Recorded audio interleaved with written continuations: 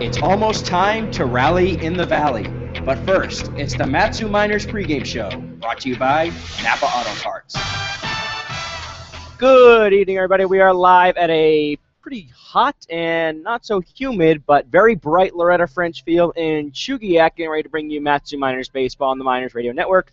I'm Austin Pollock. Emma Tiedemann is to my right, and we're pleased to report she's feeling so much better today. Yes, and my voice. Your voice sound is like a back. girl again. Well, the Miners won 4-1 last night. Two home runs, one for Nick Senzel, the other for Mitchell Now. That was pretty much the offense, but it was really about the pitching. Pitching staff just gave up one run. The bullpen was great, but it was really just the Ryan Hendricks show. And boy, he was just on top of his game. 6 innings, 3 hits, 1 run, 2 walks, and 4 strikeouts. It just looked like a different Ryan Hendricks. Definitely, and just looking through the score sheet, he only saw an average of 3 to 4 batters per inning. He was just on fire. He was focused. He was relaxed at the same time up on the mound. It was his game from the start. He started with a walk in the first inning, but that didn't seem to faze him at all. He ended up with 4 strikeouts and threw 6 innings. That's another big thing. These Miners starters are having a trouble getting to the 6th inning, 5th, 6th inning, having to be taken out early, but Ryan Hendricks, I think, is what the coaches are wanting for the rest of the starting pitchers for the Miners. Yeah, I had a chance to catch up with Ryan Hendricks before tonight's game and just wanted to figure out what was going on, what felt good for him, and here's what he had to say. Back on the Matsu Miners pregame show, brought to you by Napa Auto Parts. We have Ryan Hendricks. Last night, Ryan, just a great game, seemed much more comfortable on the mound. Yeah, I know.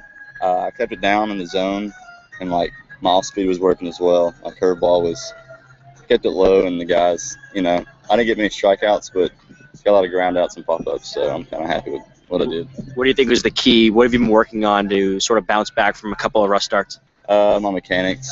I've been striding out. My strides have been longer. I've been shortening my strides up, and so that's helped me get the ball down a little bit. We know what we were throwing last night, around 90s maybe? Yeah, 91, 92. I don't know. You feel much more better out there? Yeah, a lot better. All right, thank you very much. Thanks. Ryan Hendricks on the. All right, Ryan, thank you very much. Ryan Hendricks on the Matsu Miners pregame show, brought to you by Napa Auto Parts. And Emma, yeah, he really just seemed like a new pitcher out there. But tonight it's a new pitcher. It's John Farindelli. He gets the start tonight. We've seen him 3 times. He's earned the decision in all 3 of his appearances.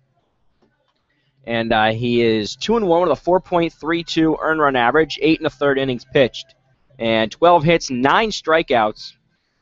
His first outing of the season, that was on the 11th against the Chinooks.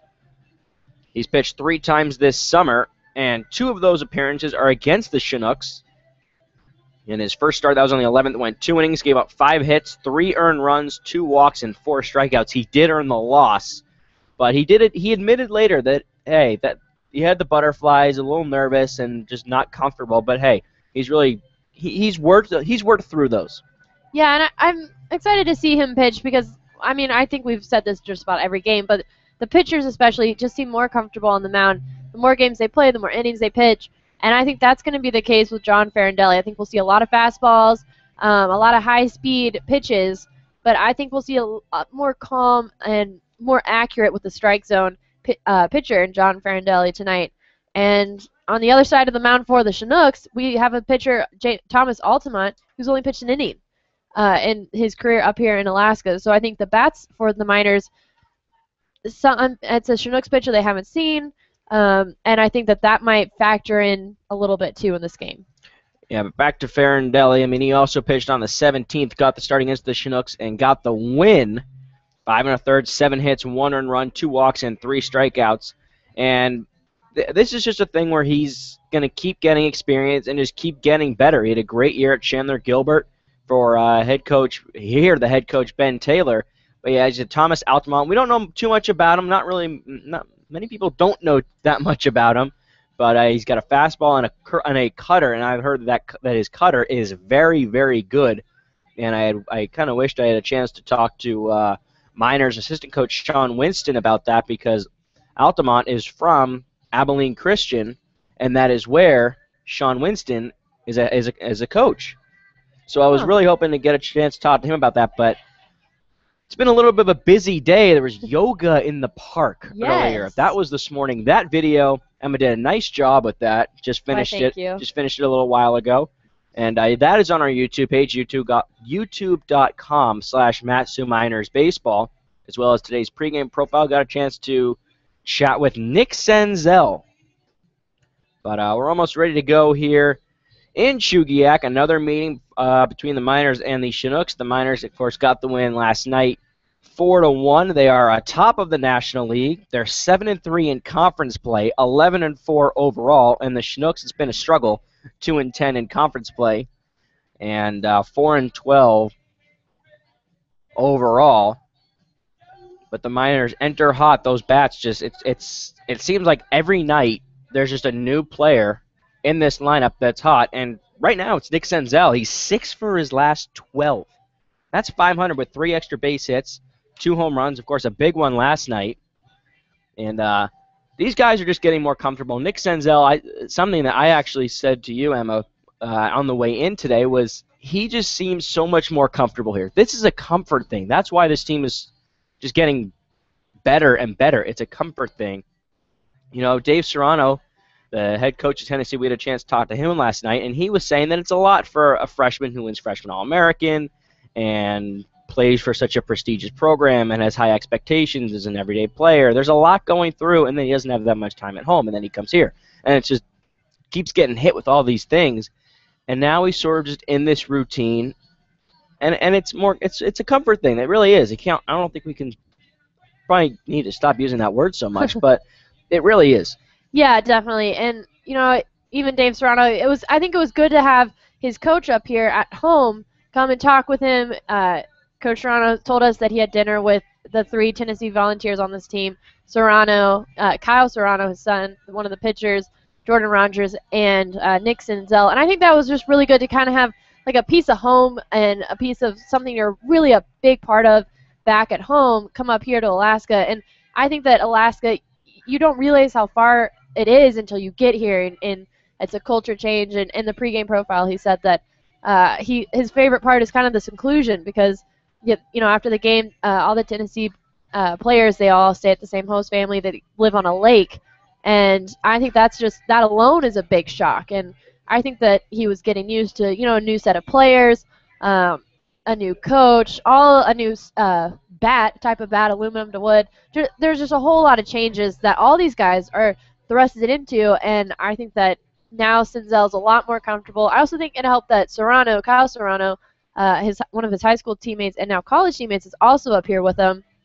So that helped, but I think that now, a few weeks into the season, this is now the 17th game overall for the Miners. I think they're comfortable now. Yeah, it takes time. It really does, and there's nothing wrong with that. That's only just going to make them better and better as time goes on, and I think we're really starting to see it. But you know, there's a doubleheader tomorrow against a team we haven't seen. That is the Peninsula Oilers down in Kenai. So there's a doubleheader tomorrow. That's something different. There's a lot of baseball being played, especially after 2 days off. But I think, Emma, if you think this through a little bit, if you had to choose one player for tonight's game that's the key to tonight's game, the key to a win, offense, and when you're looking at either the offense or the pitching, who do you think it is? Well, looking at the pitching, it has to be Farindelli. But then on the other hand, it has to be Meyer playing behind the plate tonight, catching and calling this game. I think that combination will have a big impact on the game. And then also the bats. You know, this is going to be a very interesting game against the Chinooks. For the Miners, usually, you know, the Miners come in here and win most of these games except for one against the Chinooks. They've seen them a lot, but Thomas Altamont on the mound for the Chinooks, a pitcher they haven't seen. So I think that the bats might play a bigger role tonight than the pitching, possibly. Seeing how Altamont is, that might be another issue for the Miners. And here are the bats. The head coach, Ben Taylor, will send to the plate tonight. Leading off is Cameron Frost in center field. Paul Panachone bats second at shortstop. Cam Newell bats third. He's the designated hitter tonight. He was 0 for 3 last night, snapped a 9-game hitting streak. Hunter Simmons in the cleanup spot at first base. Brandon Smith in left field. Nick Senzel bats sixth. He is at second base. Josh Meyer is behind the plate batting 7th. Terrence Connolly at third base. We have not seen him at third base. We've seen him at second base, as well as the designated hitter. He bats 8th at third, and Dane Wunderlich gets the start tonight in right field. And we used to say, oh, BT's shuffling the lineup a little bit, but that's not what he's doing. What he's actually doing is just getting everybody playing time. It's not players playing different positions. The two that kind of stand out to me here is maybe Connolly at third base. That's actually probably the only one. Connolly at third base, that's the one that stands out to me. But other than that, it just seems that's what it is. I was thinking on the way in today. I don't know if you noticed, I was very quiet on the way in today, and I was actually trying to think things through my head, and I was thinking, okay, who have we not seen in a while? Wunderlich, haven't seen Meyer, haven't seen Simmons, and we haven't seen Connolly. And I said, those guys are going to play. Yeah, and I agree. I think that I really don't envy BT's job of picking a lineup each night because of the depth of talent that this team has. Every night we see this new kind of lineup, but I'm not upset about it. These are talented players, and so I don't know how BT can choose every night because there's just so many talented players, and that's what makes this minors team so great. You can put players in different positions, move them around the infield, the outfield, and they'll still perform at their best. Yeah, there's never a night where I sort of say, I'm surprised to see this. Usually it's, I think this is a great lineup. He knows more than I do, obviously, but I am impressed with his lineup night after night and how he puts that together. I really think he just puts so much time into it. And, yeah, you can't say enough about the lineup he puts out there because, hey, it just produces every night. We're going to take you now live inside of Loretta French Field for tonight's pregame ceremonies, and I am a little confused as to what is going on right now, but... It is a life jacket modeling event. Oh, okay. Yeah. That's kind of cool. By the Chinooks. Yeah, we see the Bat Boy is the first guy, and then Lance Phillips, the pitcher, he's the second guy. And you know what? Enough of us. Let's take you inside Loretta French Field. Absolutely stunning. And ladies and gentlemen, we also have this awesome inflatable. Look at that. You can shoulder a gun and go fishing and do all kinds of activities. That's a life jacket. That man is not afraid to strut his stuff. And actually, if the crowd can help us by saying pull the cord on 3, we are going to get this thing inflated. Are you ready? On 1, 2, 3. Pull the cord.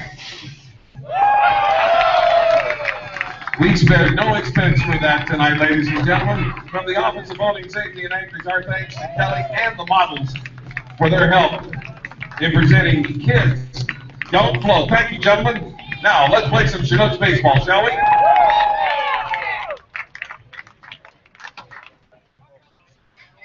Tonight's game is brought to you by Aurora Healthcare. Now, your starting lineup for our visiting team, the Matsu Miners. Batting first, number 22, the center fielder, Cameron Frost. Batting second, number 3, the shortstop, Paul Panachone. Batting third, number 14, the designated hitter, Cam Newell. Batting fourth tonight for the Miners, number 20, first baseman, Hunter Simmons. Batting fifth, number 25, the left fielder, Brandon Smith. Batting sixth, number 13, the second baseman, Nick Senzel. Batting seventh, number 24, the catcher, Josh Meyer. Batting eighth, number 26, the third baseman, Terrence Conley. Batting ninth tonight, number 9, the right fielder, Dane Wunderlich. The starting pitcher for the Miners, number 18, John Farindelli. And the head coach for the Miners, Ben Taylor. Now, your starting lineup for the 2014 Chugiak Eagle River Chinooks. Batting first, number 9, the second baseman, Billy Arndt. Batting second, number 11, the third baseman, Griffin Rourke. Batting third, number 8, the center fielder, Stephen Pollux. Batting fourth tonight, number 55, the left fielder, Stephen Clark-Kenny. Batting fifth tonight, number 44, the first baseman, Jackson Kramer. Batting sixth tonight, number 24, the designated hitter, Kyle Conkle. Batting seventh, number 20, the catcher, Mark Lindsay. Batting eighth, number 22, the shortstop, Josh Altman. Batting ninth, number 12, the right fielder, James Navant. Your starting pitcher for the Chinooks, number 29, Thomas Altima. Our head coach, John Gross. Our assistant coach, GM, Chris Beck. Our fat boy, the very stylish Ty BB Fat. And our trainer tonight from Orthopedic Physicians of Anchorage, Mary Jackaway. Ladies and gentlemen, would you please stand for the playing of the national anthem?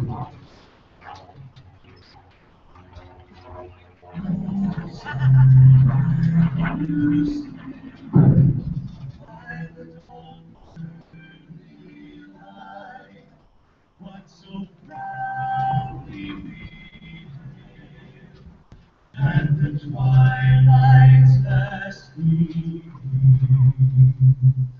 whose broad stripes and bright stars through the perilous fight o'er the ramparts we watched were so gallantly streaming, and the rockets red glare, the bombs bursting in air, gave through the night that our flag was still there.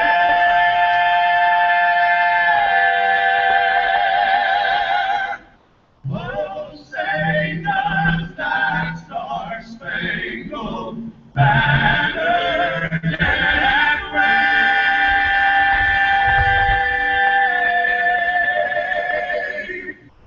for the land of the free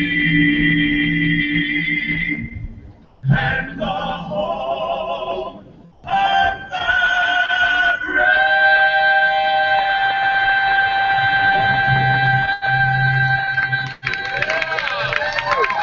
Let's play Chinooks baseball. Our home plate umpire tonight, Drew Cortez. Our field ump, Matt Wilson.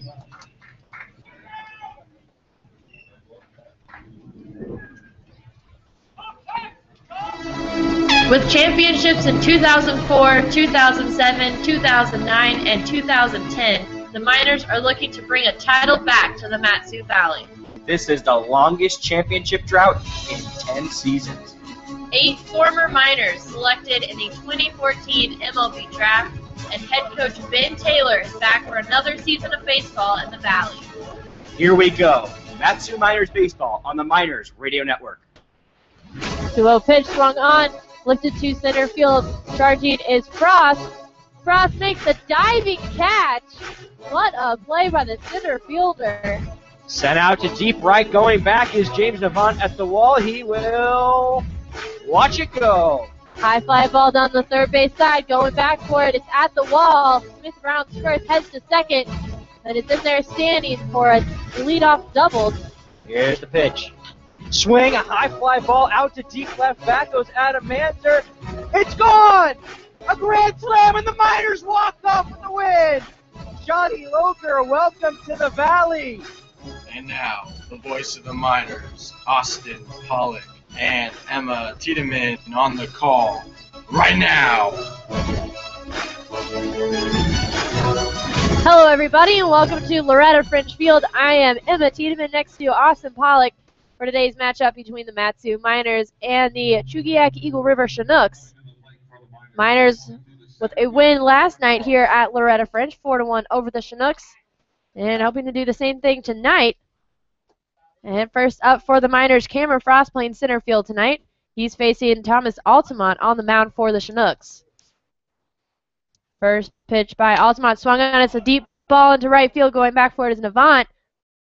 And misses it over his head. Frost rounds second, rounds first, heads into second, rounds second, and is in on third base.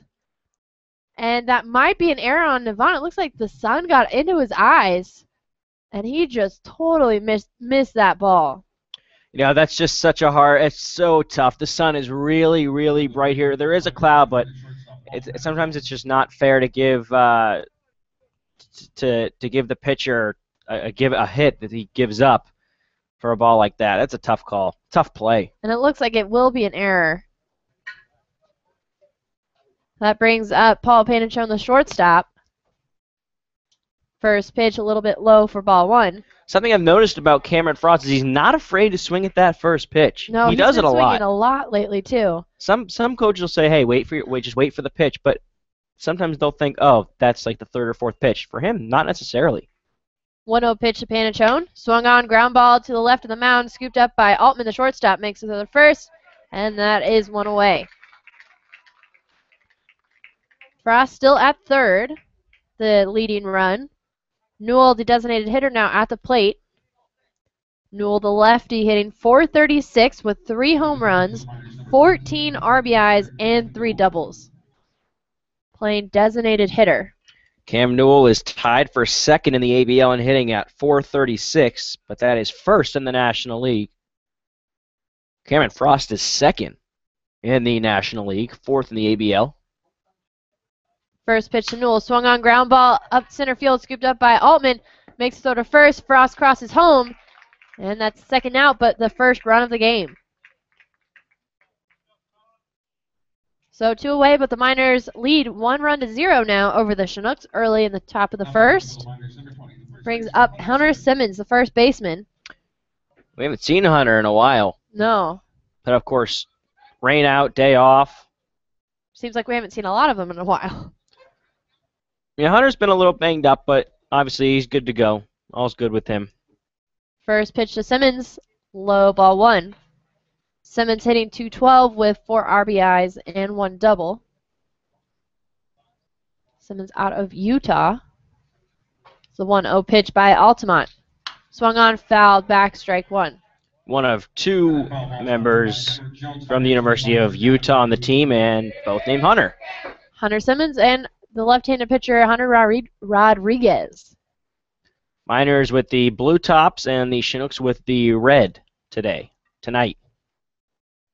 1-1 pitch. And there for strike 2. Those are green tops. What did I say? You said blue. Those are...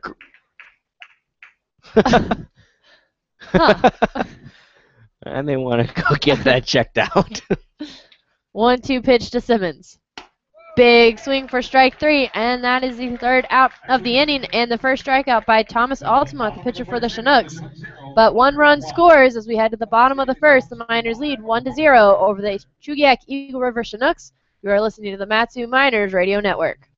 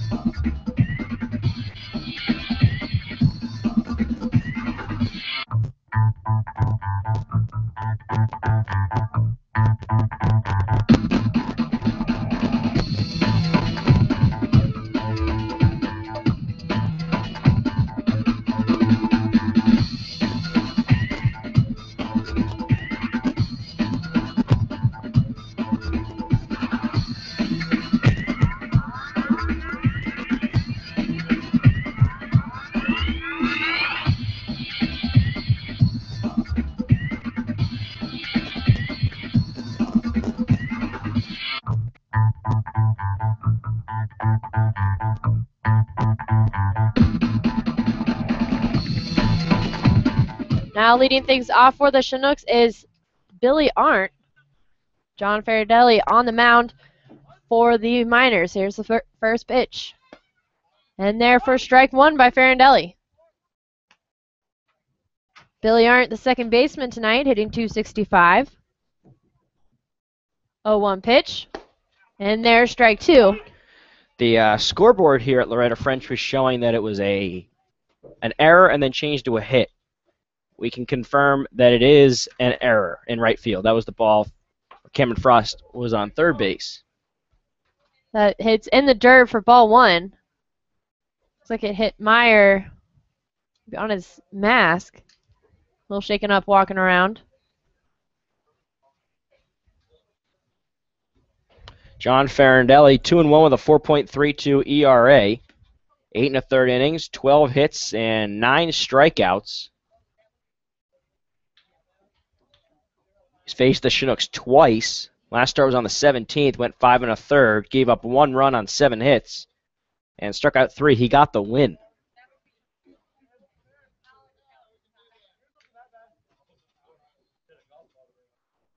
Looks like Meyer got hit in the throat, but he will stay in the game. Now it's a 1-2 count for Billy Arndt. Here's a pitch by Farindelli.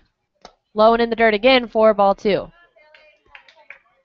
John Farindelli, the right-hander from Chandler Gilbert, will attend Wichita State next year. 2-2 pitch. Swung on, ground ball down the first base side.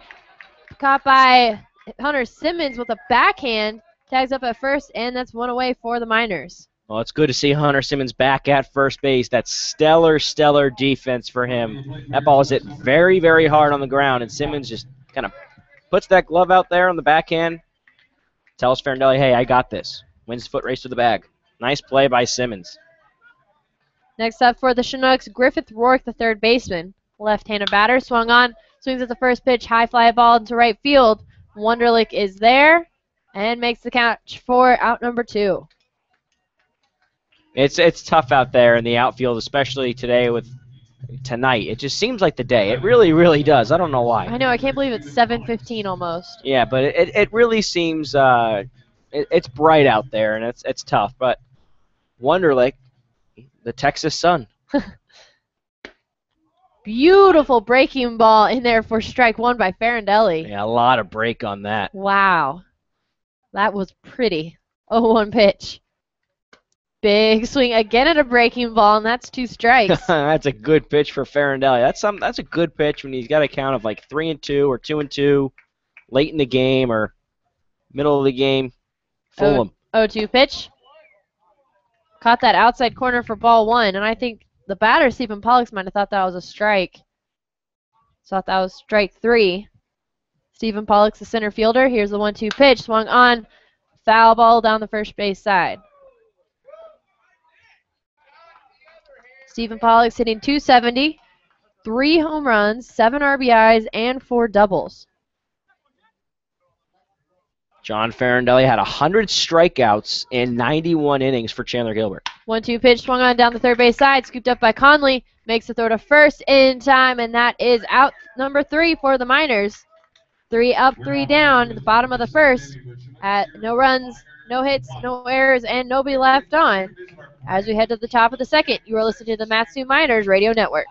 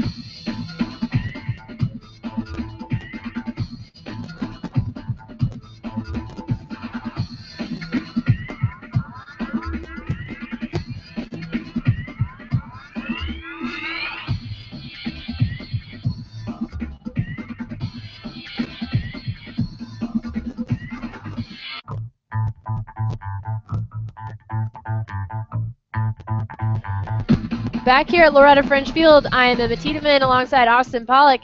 Here at the top of the second inning, the Miners with a quick start lead the Chinooks 1-0. Cameron Frost scored off of a ground ball by Cam Newell. That brings up Brandon Smith, the left fielder tonight. Thomas Altamont still on the mound for the Chinooks. And Smith swings at the first pitch for strike 1. Brandon Smith 0 for 4 last night. 2 hits in his last 15 at-bats, but he's been working extra hard in those batting cages.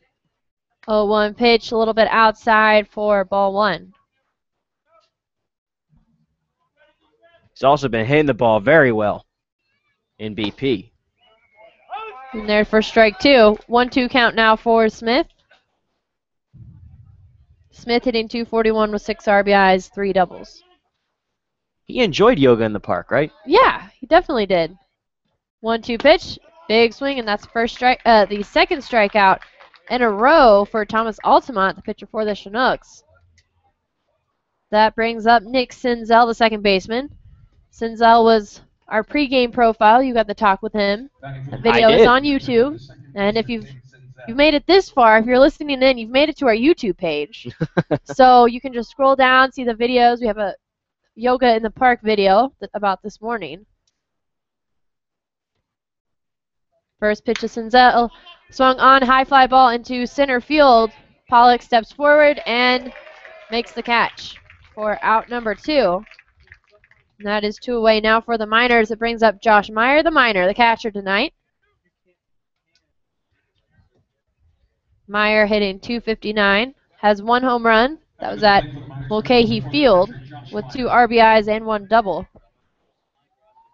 Meyer is 4 for his last 8. Here's the first pitch by Altamont. Swung on, chopper to the shortstop. Altman scooped up, makes the throw to first in time, and that is now 3 up, 3 down for the Chinooks. No runs, no hits, no errors, and nobody left on. As we head to the bottom of the second, you're listening to the Matsu Miners Radio Network.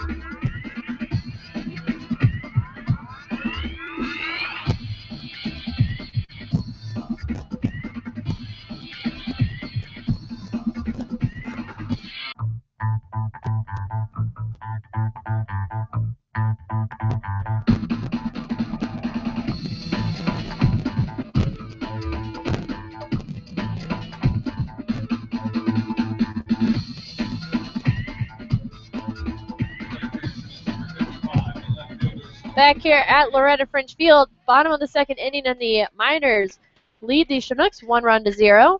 At the plate for the Chinooks, Jackson Kramer, the first baseman.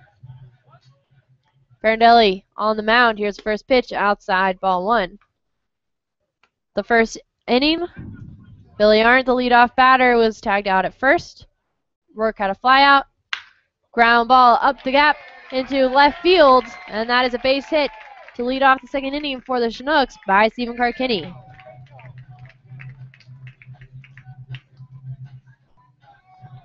Boy, you got a good piece on that one.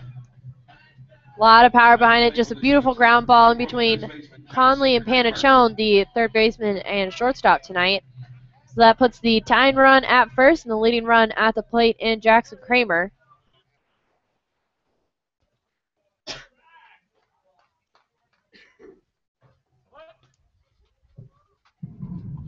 Farindelli sets. Here's the pitch. Foul back off of Kramer at the plate for strike 1. Been a quick game. I've noticed for the Miners just a lot of first pitch swinging. Here's the pitch by Farindelli. Runner goes at first, and it's fouled back by Kramer. Carkinney will have to head back to first base. Outfield playing pretty straight away, except for Cameron Frost, and center field playing a little bit to our right, just a few steps. Kramer open stance, batting on the left side of the plate. Swung on, line drive into the glove of Panachone, makes a throw to first. for the double play. And that is 2 away for the Miners. And what a quick reflex by Panichone, the shortstop. Yeah, no, it really was. And I think part of that was Carkenny was so far off the bag, and it was hit so hard. I think he didn't really know what was going to happen. Was going to get by him? Was he going to catch it? So it's sort of like you freeze. And it's like, okay, what do I do? But you don't have time. That brings up Mark Lindsay, the catcher. First pitch in there for ball 1.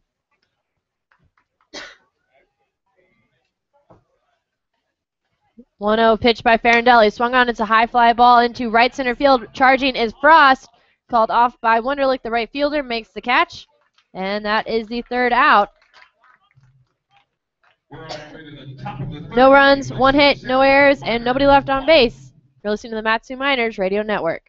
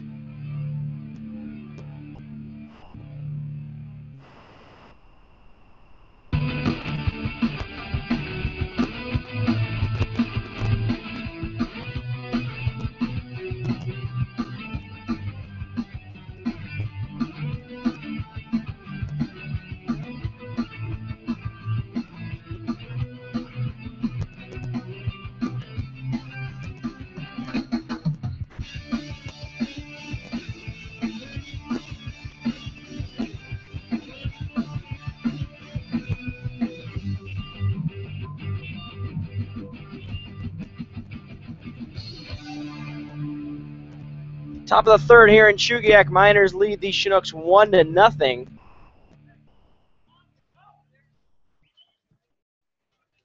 Terrence Connolly, Dane Wunderlich, and Cameron Frost to face the right-hander Thomas Altamont. Miners have been swinging a lot of first pitches. Part of the reason this game has gone by so quickly. Also, the Miners actually don't have a hit. They have the run. Cameron Frost started things with a... wasn't a triple, but he hit it to right, and it was an error on the right fielder, James Navant. So here's Connolly. First pitch is a strike. Here comes the 0-1. Slapped left side, foul. Terrence Connolly from UNC Wilmington. He shaved today. He was, yeah, Denise Christopher asked him about it, and he said, I wanted a new, fresh cut. 0-2, sent out to left. Coming in is Carkenny, makes the catch, 1 away. And I'll bring up Dane Wunderlich, the right fielder, from Rice. There's a broken bat.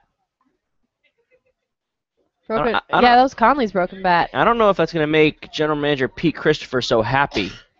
Only because they just ordered new bats. And there was a lot of broken bats last night also. Right. They played, this is game number 17. I don't know how many bats he ordered. I think he said about 20. Wow. Here's Wunderlich. First pitch shows bunt, drops it down, but it'll roll foul behind us. Conley showed bunt on his first pitch by Altamont also, so the Miners might be trying to kind of a different strategy in tonight's game against Altamont.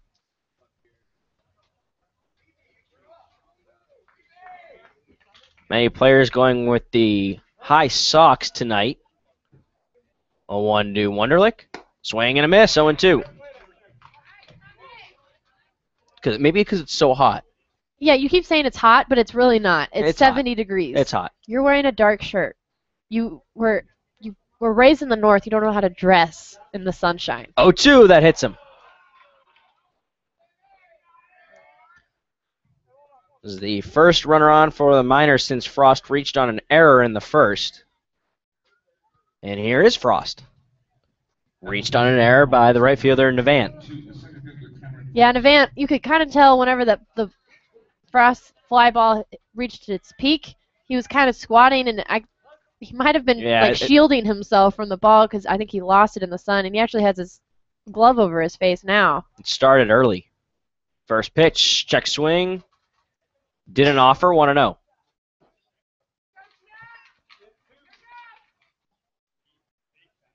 Altamont, ball behind his back. Sets. 1-0. In the dirt, scooped by Lindsay, 2-0. Altamont quickly to say he wants a new ball. Thomas Altamont from Abilene Christian, where Sean Winston, assistant coach of the Miners, is a coach there. Abilene is out in West Texas by Lubbock, that area. I knew I could rely on you for that Texas geography. Of course. 2-0 on Frost. Wunderlich on first. Pitch sent out to deep right. Navant going back. Off the wall. Wunderlich rounds second, heads to third, and Cameron Frost is into second with a double. Second time he's gone opposite field. I think he's trying to get Navant to misplay the ball somehow, and that was just maybe inches from getting out of here. Oh, I thought it might have been gone the way that Navant was going back for it. The way that the Miners hit home runs here at Loretta French, I thought that ball was gone.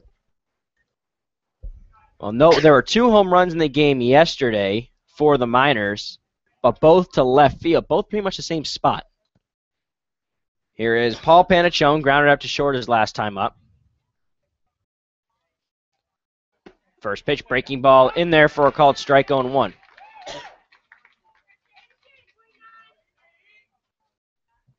Cam Newell on deck. Frost at second and Wunderlich at third. 1 away, and the Miners leading 1-0 in the top of the third. Here's the 0-1 pitch.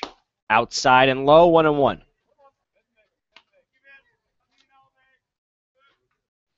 Panachone with 10 RBIs so far this season with 7 doubles. So we can hit for extra bases and score some runs. Those 7 doubles, that makes him first in the Alaska Baseball League in that category. 1-1, here it is. Breaking ball in the dirt, stopped by Lindsay, and all runners will stay. 2-1. Panachone was 2 for 5 with a double and a triple last night. He's on a 6-game hitting streak. 8 for 24, that's 333. He's reached base in every game but 1. 2-1 on Panachone. Altamont kicks, fires. Grounded into center field, the base hit. 1 run scores. Frost will stop at third. It's an RBI single for Paul Panachone, but he's about halfway between first and second, and he goes back to first.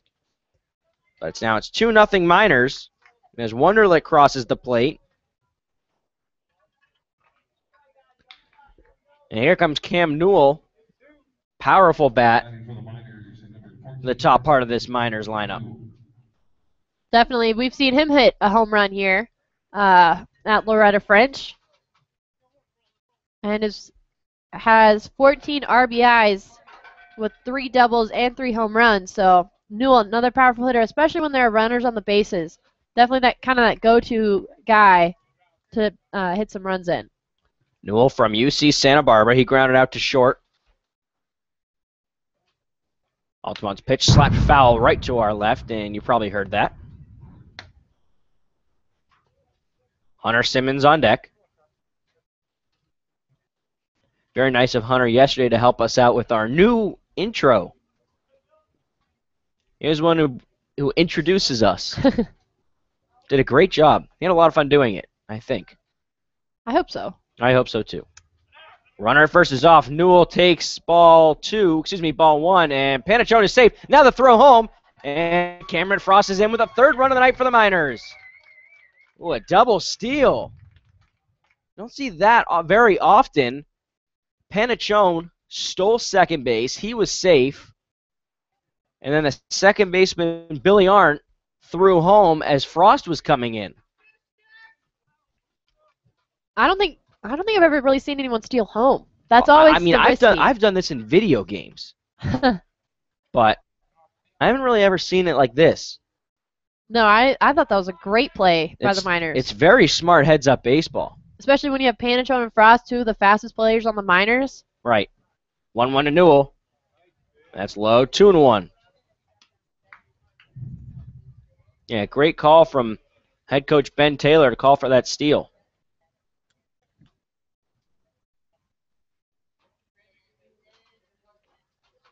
Two and one on Newell, one away.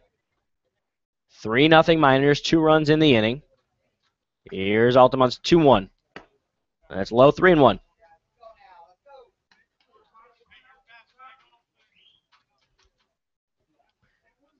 You know, I can tell you, Emma, it is warm because all the coaches aren't wearing those BP, the batting practice tops, those sort of True. fleece pullovers. It's just a beautiful day. Very little wind, 70 degrees and sunny. 3-1. Here's the pitch. Slapped into right center, a base hit. Ben Taylor will wave Paul Panachone the throw to the plate. The slide, he's safe. It's 4-0 Miners. Big RBI single for Cam Newell. That is 3 straight hits for the Miners and 4 straight base runners. That brings up Hunter Simmons. You know, and we talked kind of in the pregame about Thomas Altamont. We've never really seen him on the mound. He's only pitched 1 inning throughout the whole summer so far. And kind of wondering how that would be a factor against the Miners, because the Miners have seen just about all the Chinooks pitchers because these two teams have played each other so much. Obviously, this is not a problem for the Miners batters. When they talk about the little bit of a struggle here early for Thomas Altamont, is Chris Beck, pitching coach, out there to talk with the right-hander from Abilene Christian. Scoreboard here showing, oh, it just switched. It said 4 runs in the inning. I had 3. And now it says 3. 4-0. Hunter Simmons coming to the plate. He struck out in the first inning. Runner at first base, it's Newell. He hit that ball very hard. One thing I like about calling a game from Loretta French is you're so close to home plate, you can just hear the crack of the bat and how hard it was hit. Also, there's only 1 out. First pitch in the dirt, stopped by Lindsay, 1-0. All this scoring and hitting has been with 1 out so far for the Miners. Yeah, Terrence Connolly lined out to left. He was the first out. 3 runs in, 4-0. Here's the 1-0. Low, 2-0. If you have anything to say to us, any suggestions, anything you want to hear, let us know. Email us, matsuminersbroadcast@gmail.com, or tweet at us at ABLMiners. 2-0 from Altamont. Swing and a big cut, 2-1. Simmons was trying to make it 6-0 right there. Simmons has yet to hit a home run, but he has 4 RBIs and 1 double, hitting .212. 2-1 on the first baseman from Utah. Little waggle of the bat. Here's the 2-1. Upstairs, 3-1. Simmons, a very, very patient hitter, as we know. Has been walked 14 times. That leads the Alaska Baseball League. He's been walked more than he's hit. That gives you any kind of idea of the kind of batter that Simmons is. Altamont with a check on Newell. He's back. Patient hitter, but sometimes Simmons says a little too patient. 14 walks on 33 at-bats. 3-1 on Simmons. Another check on first, a tag, and a close call, but Newell was back.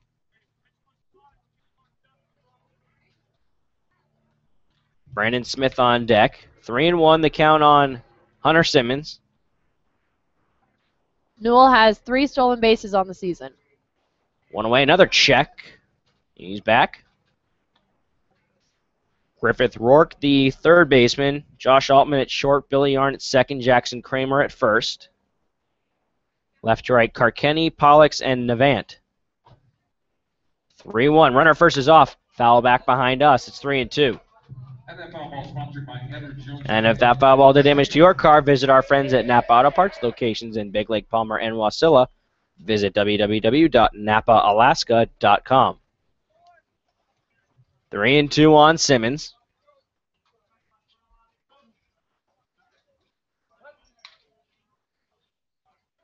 Four runs, 3 hits, no errors for the Miners. No runs, 1 hit, 1 error for the Chinooks.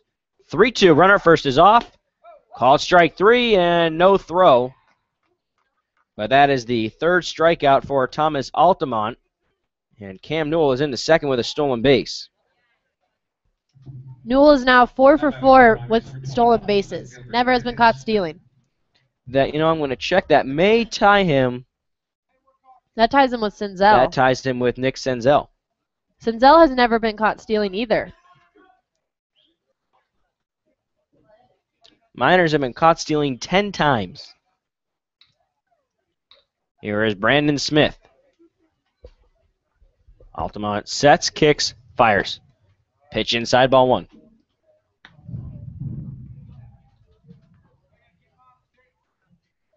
I'm also trying to add up the stolen bases here, but there are so many, I'm kind of having a hard time keeping the math. 1-0.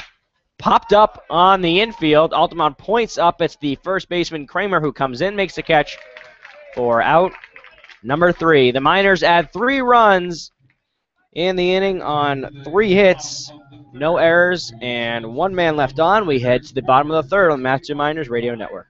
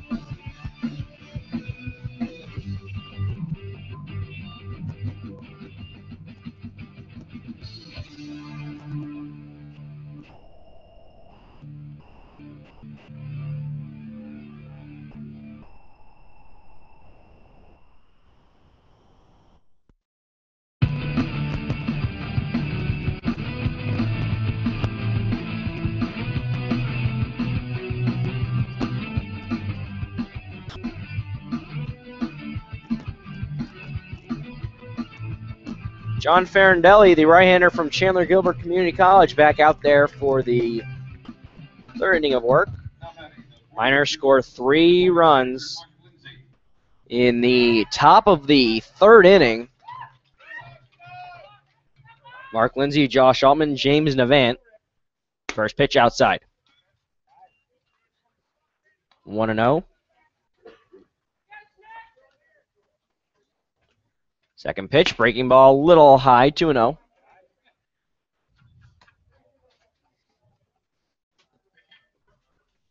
That's a little creepy. A little bit. Ground ball to the right side, second baseman Senzel throws to first, 1 away.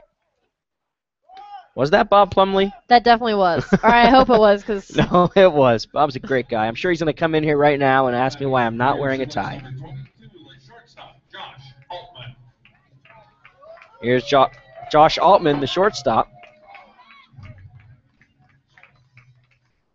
Altman checks in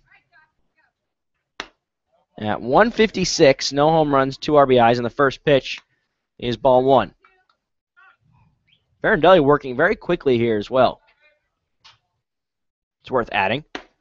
Inside, but it's a called strike, 1-1. Home plate umpire Drew Vertez and the first base umpire Matt Wilson. 1-1. Upstairs, 2-1.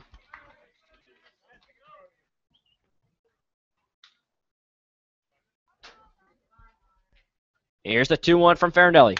Slapped foul on the top of the Miners' first base dugout. Cam Newell going to get that foul ball.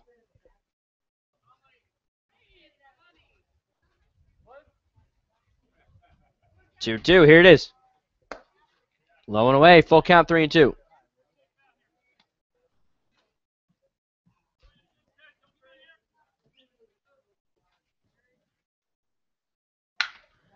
Slap to the right side on the ground. Senzel again. 2 away.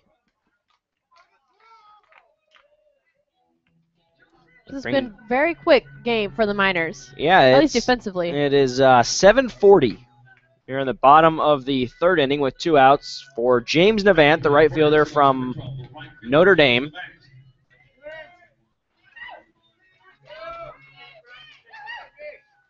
Shows bunt. Little outside. It's ball 1. Connolly, the third baseman, came charging in. He steps back onto the dirt now. 1-0 shows bunt, but it's a called strike. Navant doesn't agree.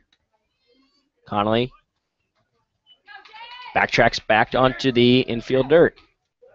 1-1. A little high, 2-1.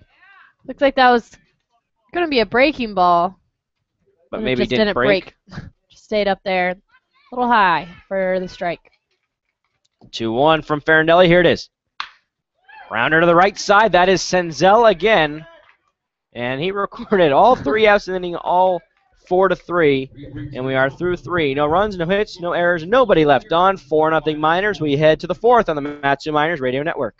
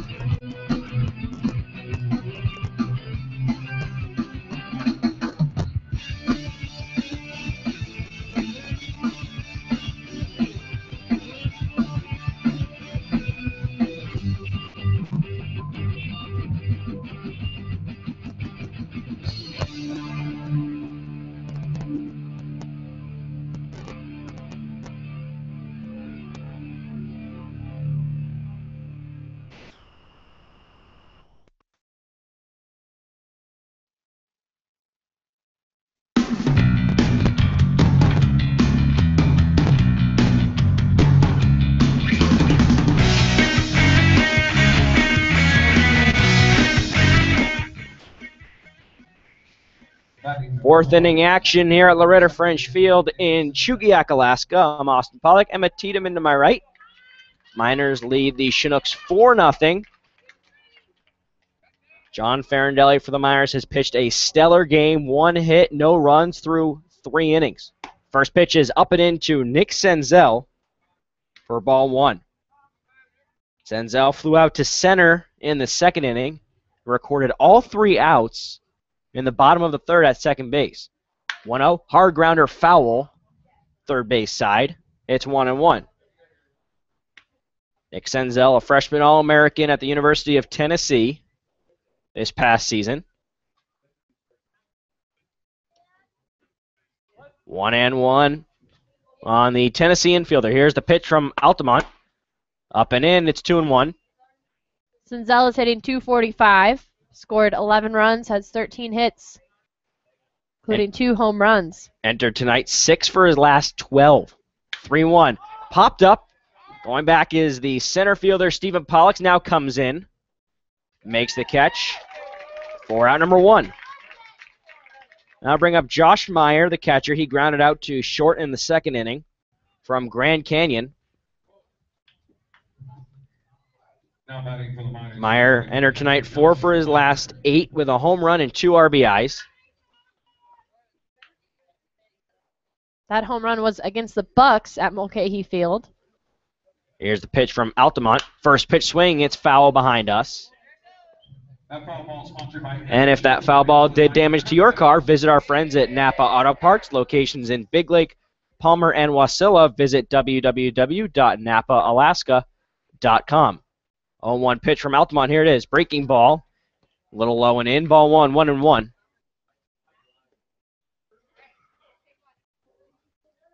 Terrence Connolly waits on deck. Here's the 1-1 from Altamont. Hard grounder to the right side. The second baseman, Billy Arndt, has it. Throws to first. Sidearm for out number 2.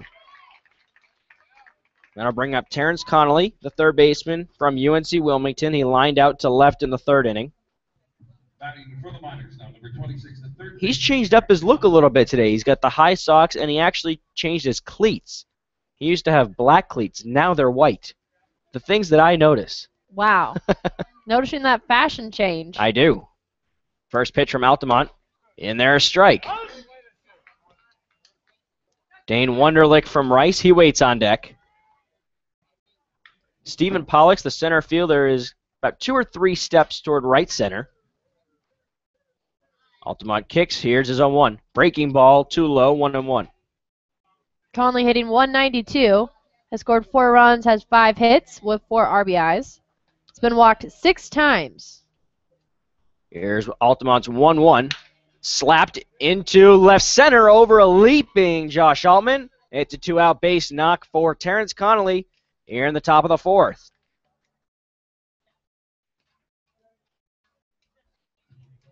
Terrence Connolly has been getting a little bit of a cooking lesson recently at the team dinners after the games.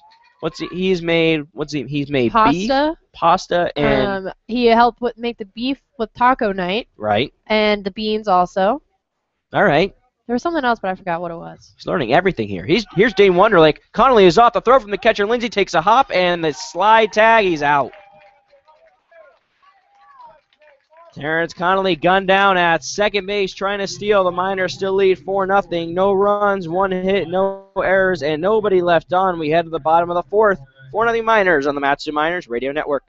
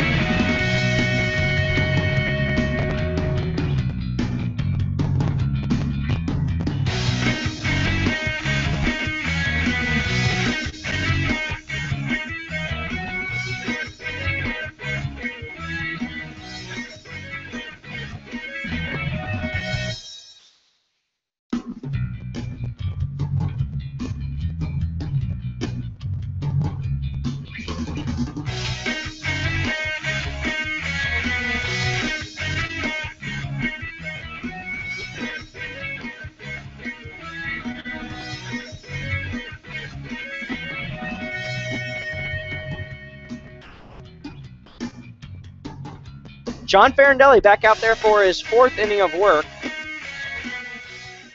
He's been excellent so far. Gone 3 innings, 1 hit, no runs, no walks, and no strikeouts, but he's gotten run support. The Miners lead 4-0.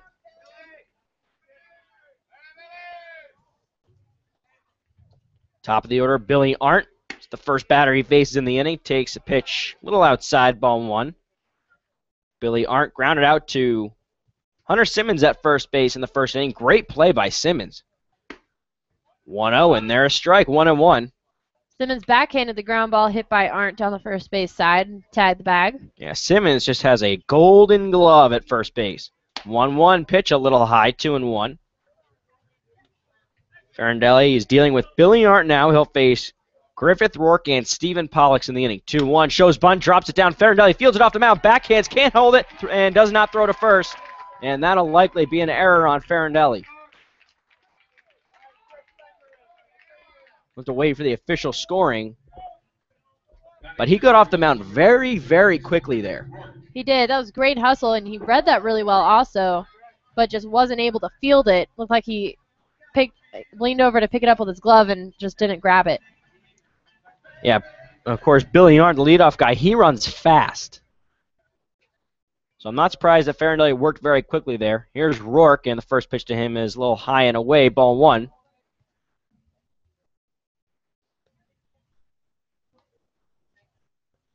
Billy Arndt has 2 stolen bases on the season. 1-0 pitch from Farindelli. Rourke, and that hits him on the foot. Now runners at first and second with nobody out.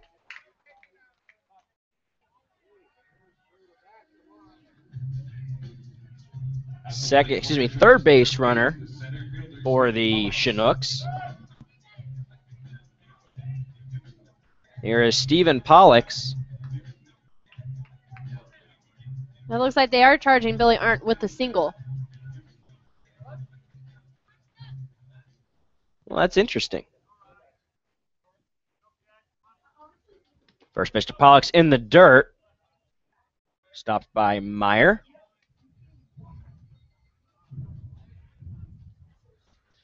I think that call could have gone either way. Yeah, I think so too. That was a good bunt by Arndt, excuse me. But Farindelli was there, just couldn't pick it up in time. It's also a tough play for him coming off the mound.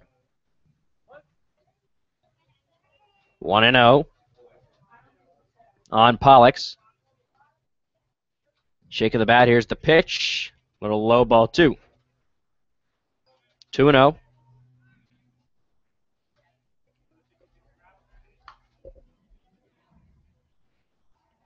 Stephen Pollux grounded out to third in the first inning. Farindelli sets, kicks, goes home. Called strike on the outside, Black, 2-1.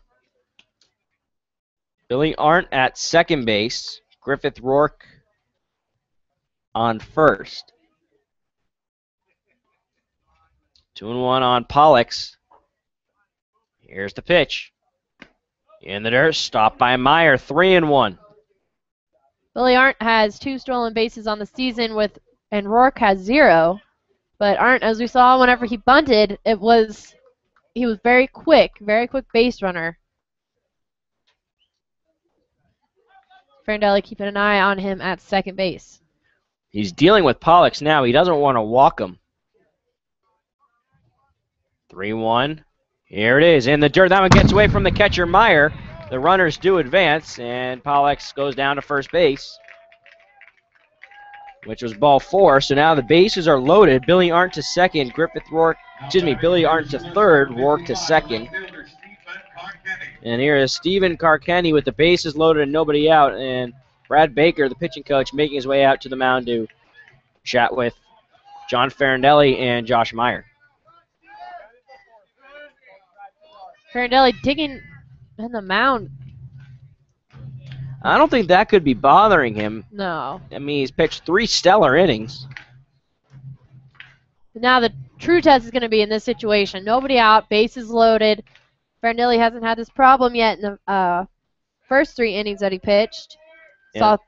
Saw the first and third innings were both 3-up, 3-down situations for him. The second inning, he gave up a hit to Stephen Carkenny. Carkenny was the leadoff batter, had a single, but then was left on base with 3 outs, being Kramer, Kunkel, and Lindsay right after. So this is going to be an interesting situation to see how Farindelli can handle this and see how the Miners infield play a possible double play. And the Miners lead the Chinooks 4-0, so it is the tying run at the plate. Farindelli sets. Meyer sets up inside. Here's the pitch. Popped up behind the second base position, and they're going to call an infield fly. Big out for John Farindelli there. Definitely, I think I was a little bit nervous about Stephen Carkenny, new addition to the Chinooks roster, and can hit. He had a single his last at bat and could have helped out the Chinooks with a couple RBIs in that situation, but instead, infield fly rule. Here's Jackson Kramer. He lined out to short, and then Paul Panaccione doubled up Carkenny. Way to go back to first, but Panaccione's throw was well ahead of Carkenny. It was a 6-3 double play. First pitch to Kramer is outside, ball 1. Bases loaded, 1 away. Farindelli sets, kicks. Here's the pitch. Little inside, 2-0. I don't think Farindelli liked the call. No, that was one of those I think the umpire was closer to it, and that's his strike zone that he's calling.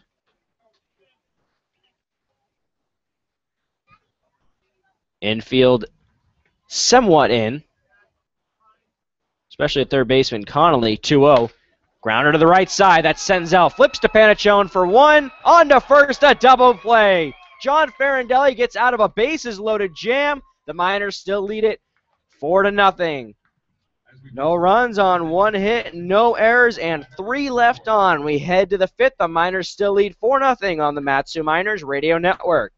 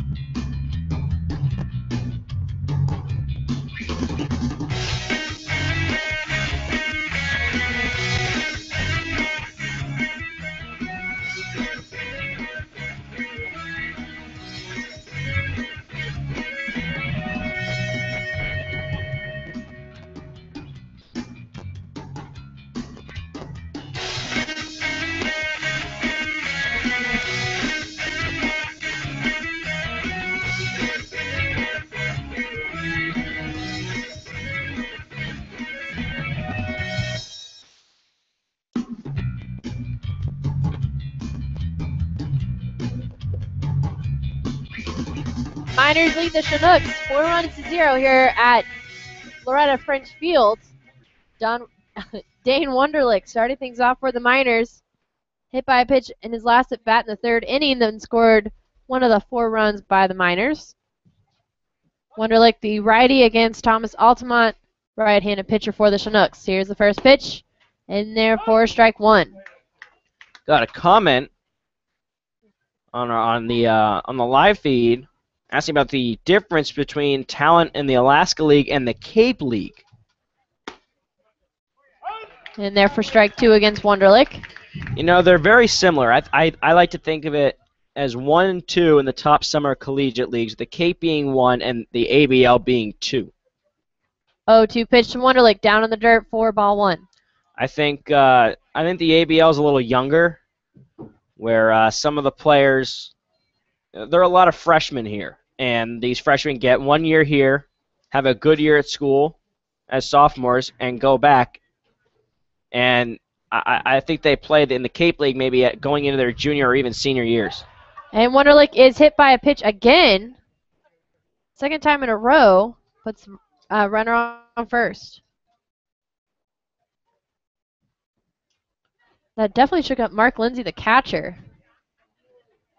Yeah, the home plate umpire is actually out there talking with Altamont.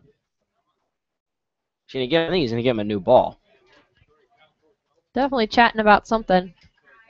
Or maybe they're giving Mark Lindsay, the catcher, a little bit of time. Looks like he's grabbing his hand kind of. Right. You know, like if you jam your fingers. Yeah. And you have to keep stretching them out. Even though it hurts a whole lot, you got to do it, and it'll make your fingers feel better. It looks something like that on his left hand, which is the hand he has his glove on. That brings us back to the top of the order with Cameron Frost. Frost has reached base both times he's been at the plate. Reached on an error in the 1st and had an RBI double in the 3rd. Throw back to first, check Wunderlich. Safe. You know, I think one of the other differences between the ABL and the Cape League, aside from the players on the Cape being older, sort of like, it's not minors to majors. It's not like that, but it's just an experience thing. Pitch in there for strike 1. I pretty much tell people the players in Alaska will play here and then the next summer maybe go to the Cape. 0-1 pitch instead. Altamont checks Wonderlick at first. Strike. Safe again. But if you listen to Taylor's take, Ben Taylor actually talked about recruiting players for the summer leagues, and that the Alaska League really competes with the Cape League for players. 0-1 pitch. Swung on, high fly ball down the third base side, and that is out of here for Cameron Frost's second home run of the season. That makes it a 6-0 game over the Chinooks. Oh, that looked gone as soon as it left his bat. He got that, and it was a good pitch for him to hit. And a guy not known for his power, more like just a leadoff guy with speed. He's showing he can hit the long ball. And that's kind of a shame in the first inning that's called an error, because that would have been a triple. And if that was not an error, Those are the two he'd tough just ones. be a single short of the cycle. So that makes this a 6-0 game. The plate, Paul Panachone. Here's the first pitch, high and inside, 4-1. Well, here's the thing. The official scorer says it's an error. But Ben Taylor will probably see that, and he'll either agree or he'll disagree. And then if he disagrees, it'll most likely be changed. 1-1 pitch in there for strike two. So, right now it's listed as an error. True. Could be a triple. High ball two by Altamont.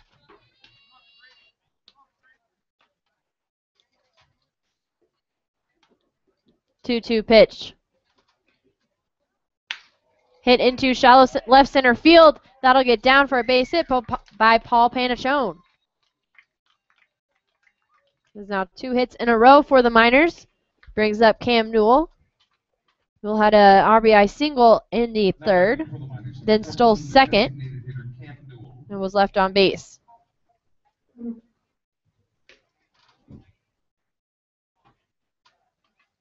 These Miners just love scoring runs. Long ball, whatever it is. Newell, the lefty, facing Altamont, the right-handed pitcher. First pitch in there, a little inside for ball one. That was the 13th home run of the season for the Miners. They entered with 12, and they were second overall in the ABL. Who's first, you know? I believe it's the Bucks. I wouldn't be surprised. 1-0 pitch. Big swing by Newell. Newell even went down on his left knee. You know, you look here, there's only so much space to write down notes. So I just kind of put the Miners. I think that's what everybody's most interested in. 1-1 count to Cam Newell at the plate. Paul Panachone at first, reached on a single. Here's the pitch, swung on high fly ball down the third base side. Going back for it is Navant at the wall, and it will just be about 3 feet foul. Ooh, that had a lot of power behind it too. And you know, I actually think that may have, if he had kept that fair, I think it may have even probably would have just gone off the wall. 325 down the first third base sides. And I don't think that would have been a home run. I think that would have been a little short. So that makes it 1 ball, 2 strikes, and no outs for the Miners here at the top of the fifth. Wonderlick and Frost scored on the home run by Frost. Panachone on first, the single. Throw back to first, checking Panachone. He is safe. Another close call.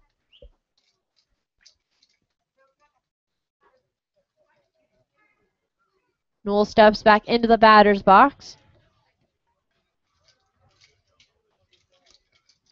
Altamont sets. Here's the pitch. Panachone goes at first, fouled back.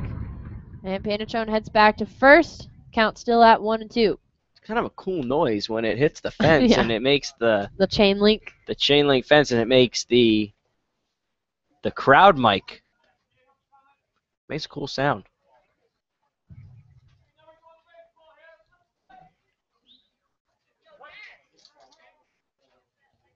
1 ball, 2 strikes to Newell. Check back at first. Panachone, safe again. Another close call. Panachone has scored 1 of the 6 runs for the Miners. 1 for 2. Newell is 1 for 2 also, with a single in the third. 1-2 pitch. Low, ball 2.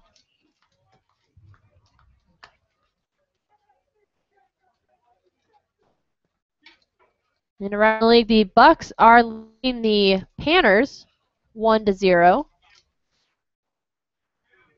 The bottom of the third inning in Fairbanks.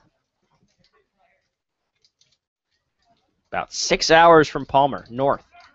2-2 pitch. Runner goes. High fly ball in the infield. Going back for it is Rourke, the third baseman. And Panachone will tag back up at first. And that's 1 away for the Miners. That felt like a very long at-bat. It kind of was, because Altamont kept throwing to first to check Panachone.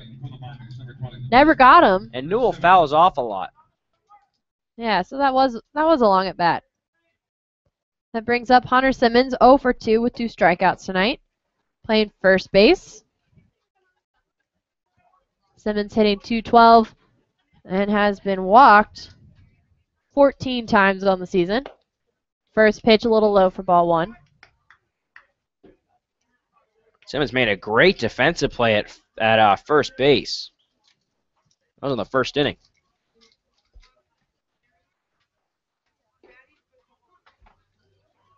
1-0 pitch to Simmons, and therefore strike 1.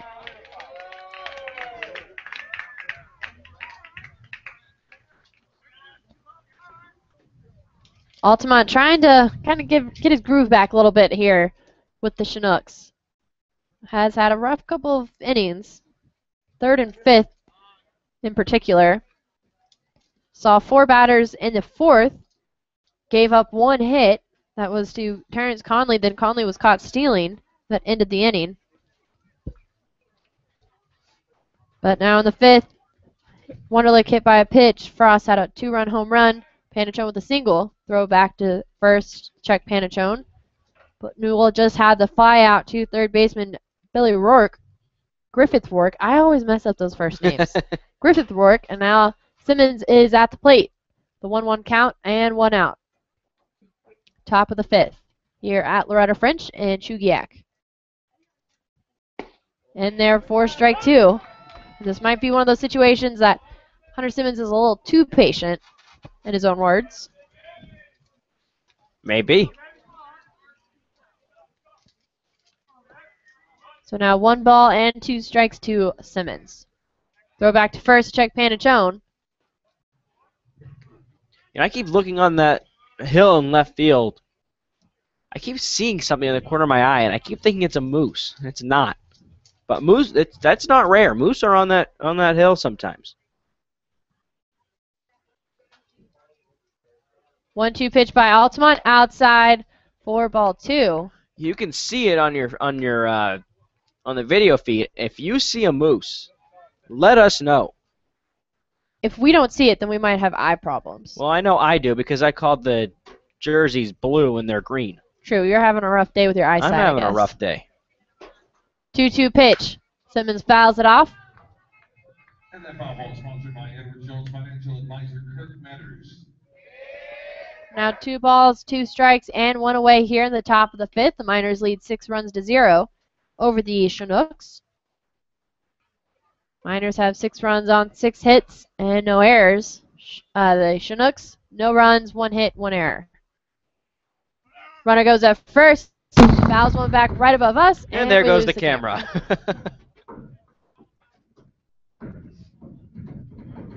Get that fixed for you. But first, we're going to turn it off. Yeah.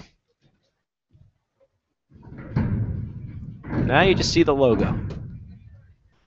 2 balls, 2 strikes to Simmons. In the dirt, ball 3. There it is. Brand new. Now full count to the first baseman. Runners on first. 1 away. Top of the 5th. Beautiful day here. It's about 8:11 p.m. Still about 70 degrees. Too warm. Runner goes at first, swung on, ground ball to the third baseman, under his glove, and Panachone Brown second, heads to third. And now runners at the corners for the Miners. That's a confidence booster right there for Hunter Simmons. It's been rough for him at the plate for the majority of the season, but he works very hard. He's always taking extra batting practice. I see him in the cage early, like very early, and he's working on it with head coach Ben Taylor, and he's showing progress pretty much every night. That brings up Brandon Smith, 0 for 2 tonight. Smith had a strikeout in the second, a flyout in the third.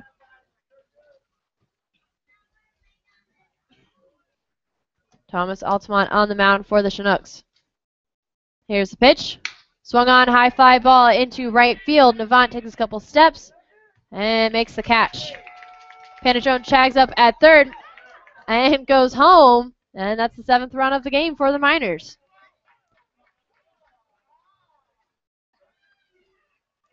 And Simmons stays at first. That's 2 away. Brings up Nick Senzel. 0 for 2. Had 2 flyouts, both to center field. You know, John Farindelli is getting plenty of run support. 7 runs, 7 hits, no errors. Yeah, I don't think that's a problem for the Miners tonight. No.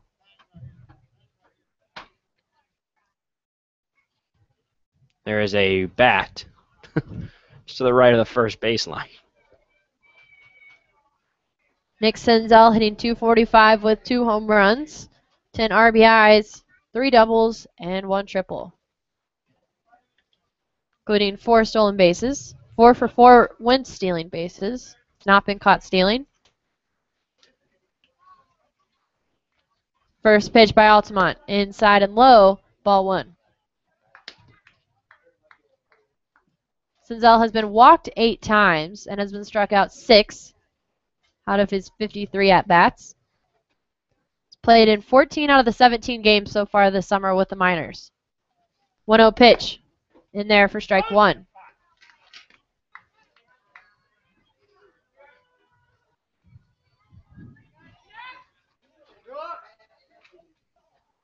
Simmons at first base, a little bit of a lead. 1-1 pitch, swung on, fouled back, strike 2. And in case that foul ball hit your car, be sure to call Napa Auto Parts. Locations in Big Lake, Palmer, and Wasilla. Can help you out if you have any dings by foul balls. 1 ball, 2 strikes, the count for Senzel. 2 away, runner on first for the Miners. Here's the pitch. Swung on, fouled back again. Count will stay at 1-2. Yeah, he just got a piece of that. I mean, just got a piece of it.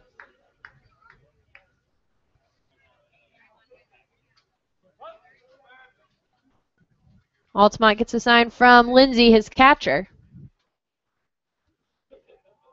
Sets, delivers. In the dirt, ball 3. Lindsay has to chase it down, but Simmons will stay at first. This has also been a very long inning. This is the 7th batter to come to the plate for the Miners, which, I mean, that's a lot, but they've been long at-bats. With foul balls in the check at first. It's a high pitch. And so they're going to say that Senzel did not go around swinging, so now that's a full count. 3 balls, 2 strikes, and 2 away.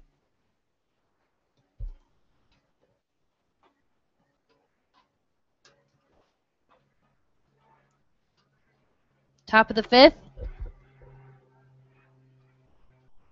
3-2 pitch by Altamont. Runner goes at second. Swung on, ground ball down the first base side. Picked up by Kramer. Tags the base. And that's the 3rd out. 3 runs, 3 hits, no errors, and 1 left on base as we head to the bottom of the 5th. The Miners lead 7-0. You're listening to the Matsu Miners Radio Network.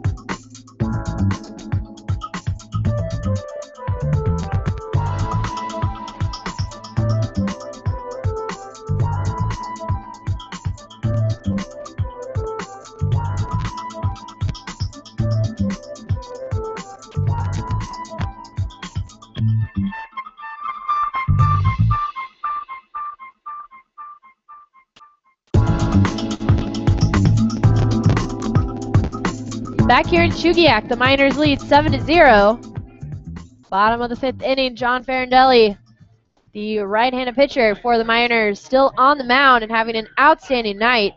No runs, 1 hit given up.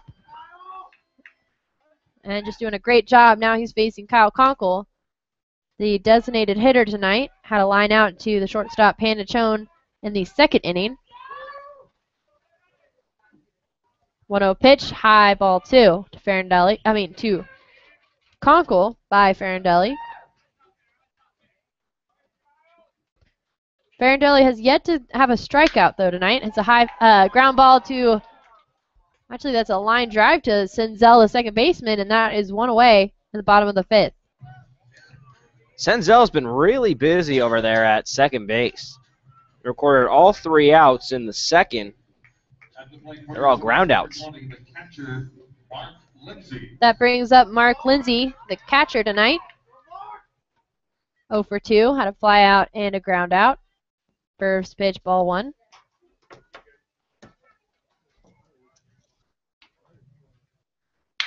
One-0 pitch, swung on, ground ball to Panachone, the shortstop, makes the throw to first, and that is now 2 away for the Miners. Brings up Josh Altman, the shortstop.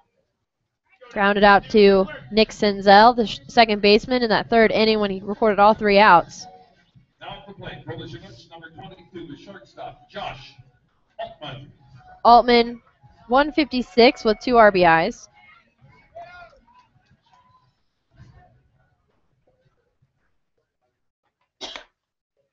First pitch, high ball 1 by Farindelli.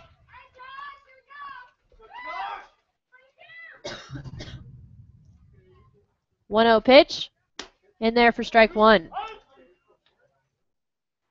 Farindelli, as you mentioned earlier, Austin, working a little quicker than we've seen him. Yeah, a lot of these Miners pitchers really do work quickly. 1-1 pitch, fouled back, strike 2. They played, I guess, over the course of the summer already. They played a lot of quick games. Majority by far under 3 hours. Probably most of them around 2:40. 1-2 pitch, outside in the dirt, ball 2.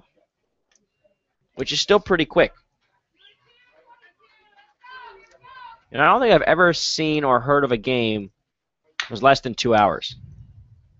No, I don't think I have it either. I'm sure there has been. Oh, yeah. Just haven't been a part of it. I've never even heard of one. Anybody, if you know of one, let us know.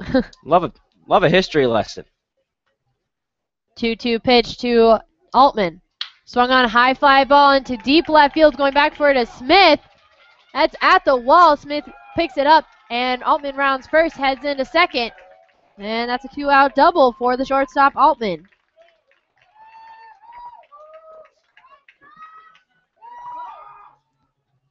Altman's 6th hit of the season.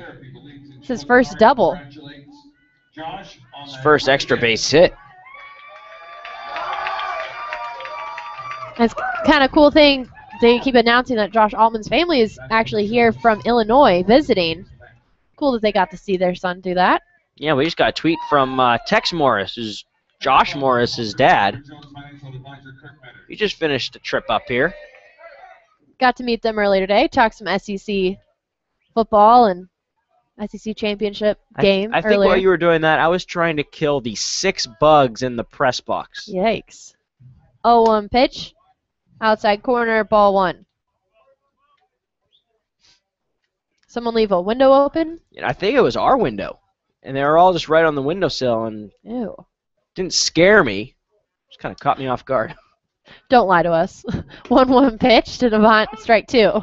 Well, I mean, you're working at the computer, and the next thing you know, you just hear something. It's like, what is that? What is that? And then you look down, there's like 6 flies right in front of you, and you don't even realize it. Flies like baseball and yoga.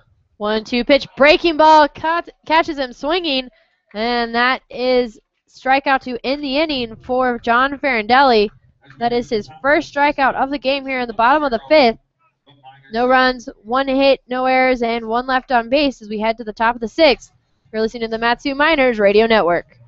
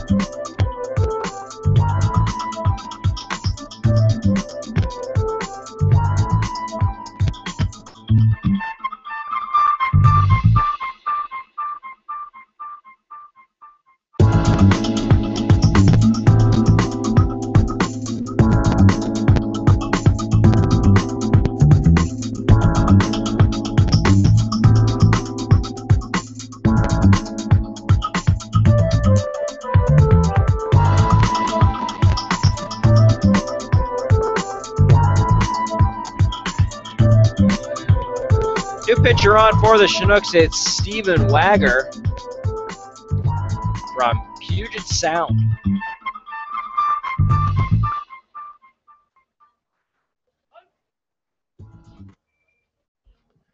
His first pitch to Josh Meyer drops actually in front of the plate and goes right to the backstop. It's 1-0 on Meyer. Meyer 0 for 2, pair of groundouts, 1 to short, 1 to second. John Farindelli has been spectacular through 5. 3 hits, no runs. 1-0 is ball 2, 2-0.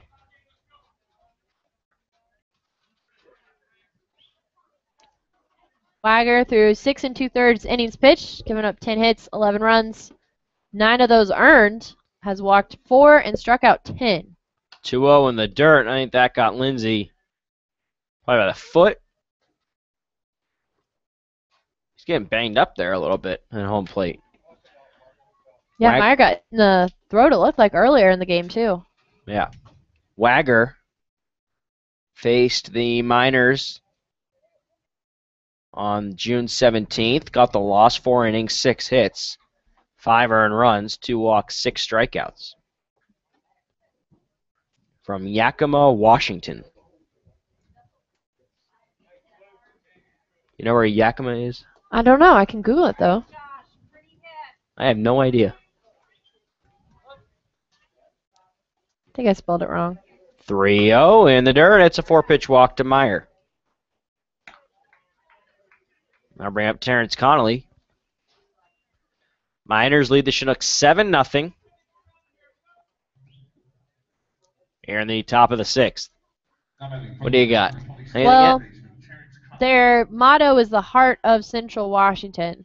Let me see Okay. if it's actually in Central Washington. Okay. It is. It's First pitch to Connolly, low and away, ball 1. Southeast of Seattle and northeast of Portland. Okay. Yeah. So Like- still about 4 hours from here by plane. Oh, easily.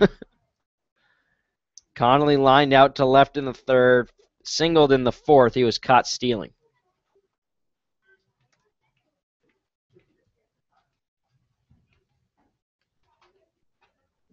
Dane Wunderlich, the outfielder from Rice, is on deck. But Wagger dealing with Connolly. 1-0. A little outside, but it's a called strike, 1-1.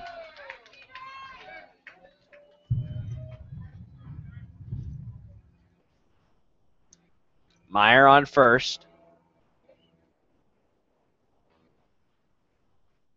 Wagger sets. Here's the pitch. In the dirt, and that gets Connolly on the foot. Ooh, that one looked like it hurt. Not walking with a limp, though. It would No. personally hurt me, but Connolly now jogging to first seems totally fine. So now runners at first and second. Nobody out for Wunderlich. Even Wunderlich has reached twice. He's been hit by a pitch both times. Has scored 2 runs off of those hit by pitch at bats. Batting for the Miners, number 9, the right fielder, Dane Wunderlich. Wunderlich also had his one and only triple here at Loretta French Field. That was the very first game of the season. June 8th.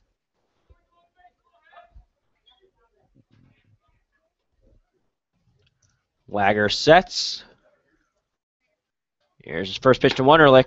Little outside, ball 1.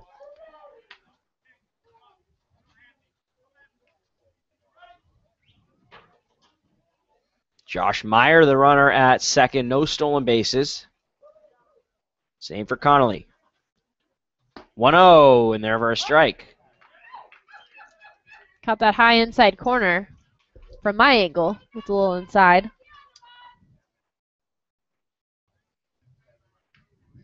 Conley was caught stealing earlier in the game in the 4th inning. Caught stealing second. 1-1. Breaking ball in there for a strike. Good pitch. Also seen the Miners attempt the double steal. We saw that earlier in the game with the steal at stealing second base and home plate, but we've also seen them steal second and third in this type of situation with runners at first and second. 1-2 on Wunderlich. And Wagger steps off and spins, looking at second base. 1-2. Wagger sets. Here's the pitch. Breaking ball lifted to left center. Pollock's going back. He makes the catch for the first out. And back to the top of the order for Cameron Frost. Coming to the plate He for the reached Miners, number 22, third base center on an fielder, error by James Navant in the first. He scored, doubled and scored in the third, and hit a home run in the 5th. Not a bad night for Cameron Frost. Not at all. It was a 2-run shot for Cameron Frost. First pitch, swing and a miss. I think that's the 3rd time we've seen him swing at the first pitch tonight. Frost 2 for 2. He scored 3 runs.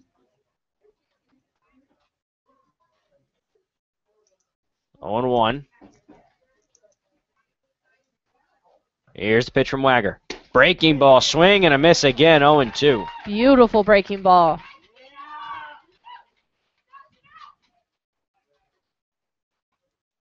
Oh and 2 on Frost. Runners at first and second. Meyer on second. Connolly on first. Big lead for Connolly. 0-2. In the dirt, scooped by Lindsay, 1-2.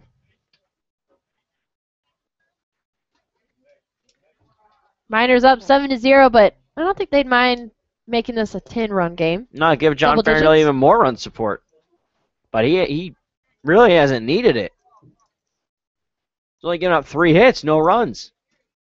Been excellent. 1-2. Breaking ball, swing and a miss. Strike 3. That's the first strikeout for Steven Wagger here in the 6th inning. That's out number 2. Coming to the plate for the Miners, number 3, the shortstop. I'm bringing up Paul Panachone. 2 for 3, grounded to short. And singled in the 3rd and scored. Singled in the 5th and scored. He was part of the double steal in the 3rd. He stole 2nd. Cameron Frost stole home. Pitch to Panachone in the dirt. Ball 1. Panachone been very active on the base paths this game. Seen him reach base quite a few times. 2 times and has stolen base. Pretty good kind of nomination, I guess, for player of the game. Or getting right about that time. Started thinking about that. 1-0 breaking ball is in there for a strike. 1-1. Tweet at us at ABL Miners. Send us an email or comment below. We'll read everything. 1-1. Low again. 2-1.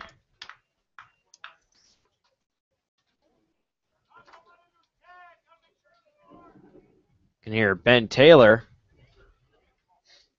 from that third base coaching box. 2-1. In the dirt, stopped by Lindsay. 3-1.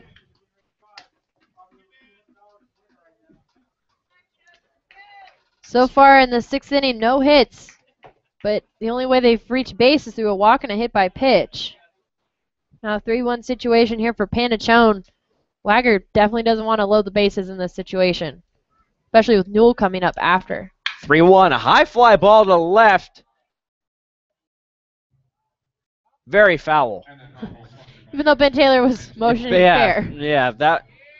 I think that tailed to the left because that was hit very high and very hard.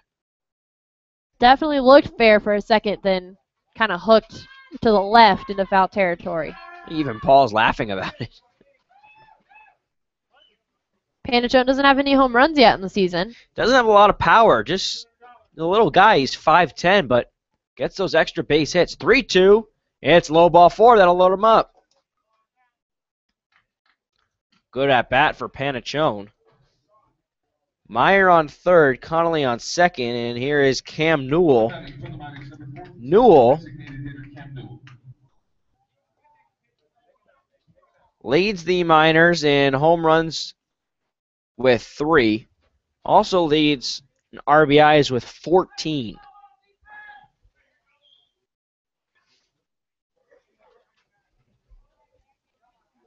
Newell 1 for 3 tonight with a stolen base. Bases full of Miners. First pitch from Wagger. Swing off. High fly ball deep to right. It's gone.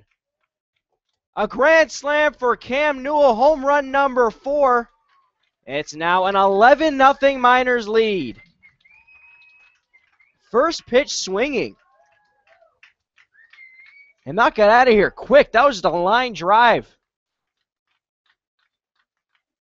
I was actually wondering whether that was going to stay fair or go foul. Second grand slam of the season for the Miners.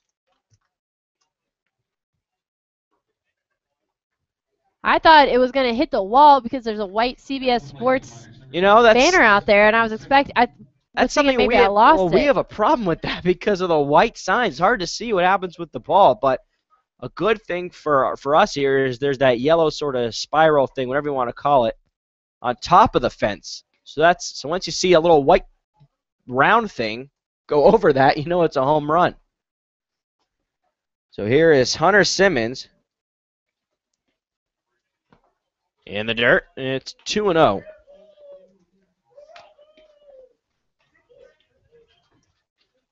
The other home run, Johnny Loker. The grand slam. Yeah. 2-0 to Simmons. That's low ball 3. 3-0. Boy, Cam Newell, not known for his power. 3-0. In there for a strike. 3-1 on Simmons. Simmons singled in his last at-bat. That was in the 5th. Struck out in the first, struck out in the third. 3-1. Called strike, 3-2. Simmons definitely thought that was ball four, and started heading towards the first base path. Yeah, sort of momentum was just kind of. I don't think he actually took a step, but he just kind of his body like leaning toward first base. 3-2. Hard grounder foul.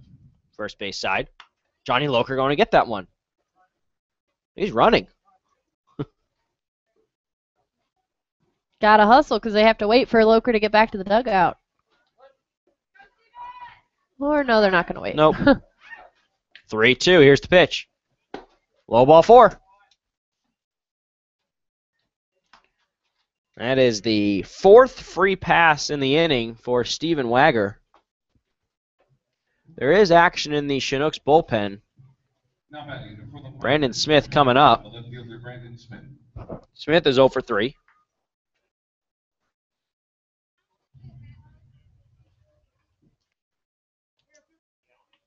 $11 runs, 8 hits, no errors for the Miners. No runs, 3 hits, 1 error for the Chinooks. Runner on first, it's Simmons. First pitch to Smith, and there's a strike.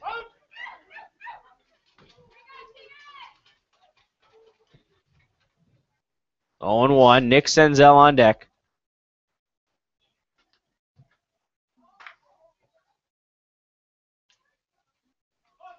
Oh, 0-1. Here's the pitch. Twisted foul by Ben Taylor at third base coaching box. Looks like that caught Smith a little inside at the bat, close to his hands. Still 0-2 with 2 away. A grand slam for Cam Newell. Scored Meyer, Connolly, Panachone. 0-2. Breaking ball, runner first at Simmons. He's off. The throw down, the tag. He's out. I don't think he agrees at all.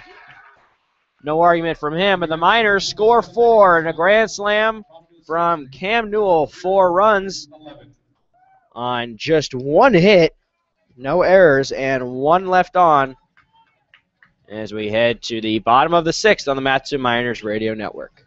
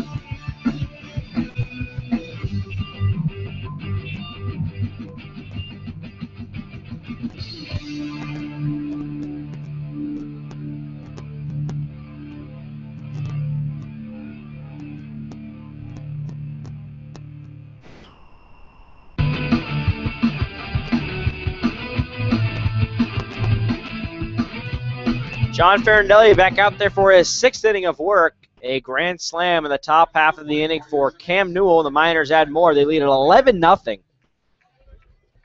Billy Arndt, Griffith Rourke, and Stephen Pollux against Farindelli. He's ready to go. He has pitched very well. First pitch is outside ball 1. No runs, 3 hits for the Chinooks. 1 walk, 1 K for Farindelli. 1-0, little high, 2-0. Farindelli worked out of a big bases-loaded jam in the 4th. Foul off to the right. That foul ball sponsored by Edward Jones Financial Advisor Jeff Hinkle. Yeah, Farindelli has just been outstanding on the mound. Even though he's only struck out 1, doesn't really seem like it because no runs have scored. It's been a shutout so far. 2-1, little high, 3-1. And the Miners led 4-0 in the bottom of that 4th inning. Ripped to left, and it'll go foul. Looks a lot like Paul Panachone's hit in the last inning. Right. Sponsored by Edward Jones Financial Advisor Competitors. The Chinooks actually in the bottom of that 4th inning had the tying run at home plate. But now it's 11-0, 3-1. Chopper to the right side. Second baseman Senzel takes on a couple hops, throws to first. 1 away. Senzel's been really busy over there at first base. Emma's counting up. That's his 7th play. 7th put out? 7th. Well, yes, that he's been a part of. Okay. 7th out of. Does that include the double play in the 4th? She's still counting. Yes, it does, and it's 7 out of 20 plays, or 20 batters Senzel has been a part of. All right. 7 out of 20. All right. 1-0 count on Rourke. Pitch up and in, 2-0. The Miners return home to Herman Brothers Field tomorrow. Emma says, thank goodness. Rourke fouls it straight back. Now, Ben Taylor is over in the bullpen. There's a lefty warming. I think that's, his first name is John, but I'm forgetting That's John Reed. That's it. Yeah. 2-1 on Rourke. Here's the pitch from Farindelli. Inside, 3-1. Josh Morris is also out there. That is John Reed. 3-1. Called strike on the inside part of the plate. 3-2. Boy, Farindelli works very quickly. I don't really remember him ever working so quickly.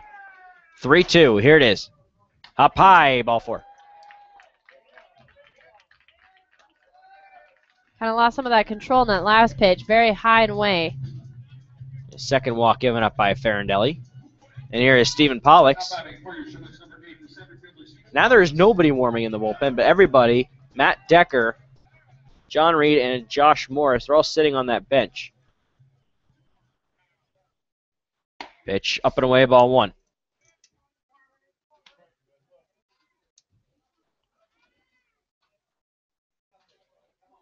Almost time to start thinking about that player of the game. I know who I'm thinking of.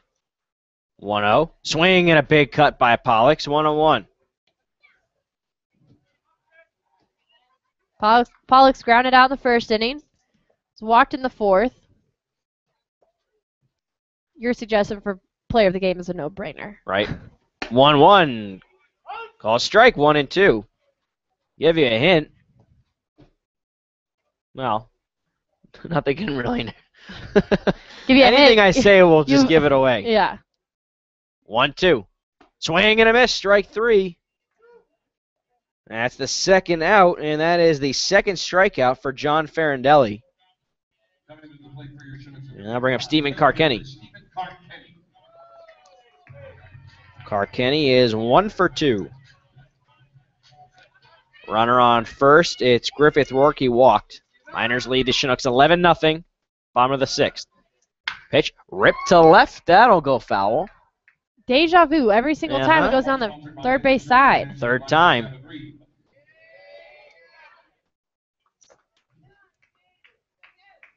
0-1. Carkenny 3 for 13 overall. This is his 5th game with the Chinooks. 0-1. Called strike, 0-2.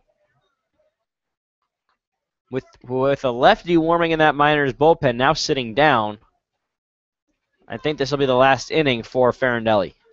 I could be wrong. 0-2. Breaking ball in the dirt, gets away from Meyer, and up to second is Griffith Rourke.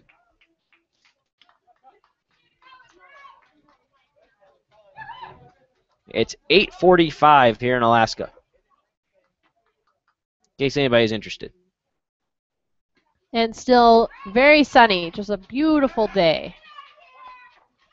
1-2. 2 away.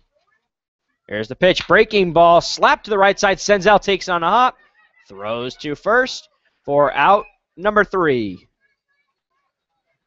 No runs, no hits, no errors, and 1 man left on. We're through 6. The Miners lead the Chinooks 11-0. We head to the 7th on the Matsu Miners Radio Network.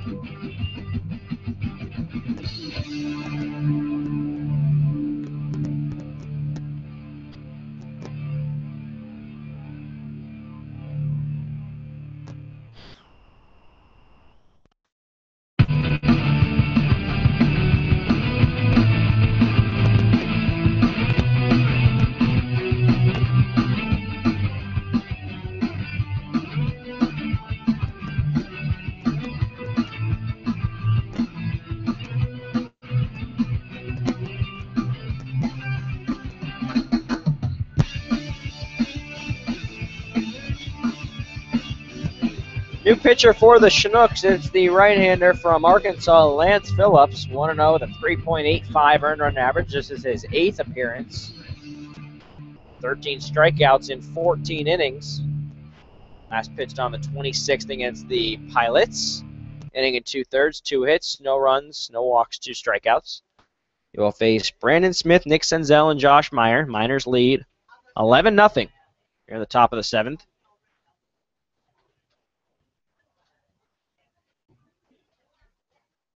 First pitch swing and a miss by Smith, 0-1. This is the 5th time that Phillips is facing the Miners. More than any other team. 0-1. Breaking ball, ground ball to the left side. Altman plays it and can't hold on. Tried to backhand. That's going to be an error on the shortstop, Altman. The Chinooks make a lot of errors. They sure do. Not that clean in the field. Usually it's the infield, but we saw Navant in right field make the first error of the game, the first play of the game with Frost. He dropped the fly ball in right field. First pitch of the game. Here is Nick Senzel, 0 for 3. Pitch sent out to deep center. Pollock's going back at the track at the wall. Goodbye. 2-run home run for Nick Senzel. That's number 3. He has homered in his last 3 games. Miners add 2 more. It's 13-0. Deepest part of the ballpark for Nick Senzel. Boy, he's feeling it. Especially here at Loretta French. Who would have thought 3 home runs in the past 3 games? And I was kind of getting nervous there, 0 for 3 coming into that at bat, but just blasted one over 400 feet. Miners add 2 more, 13-0.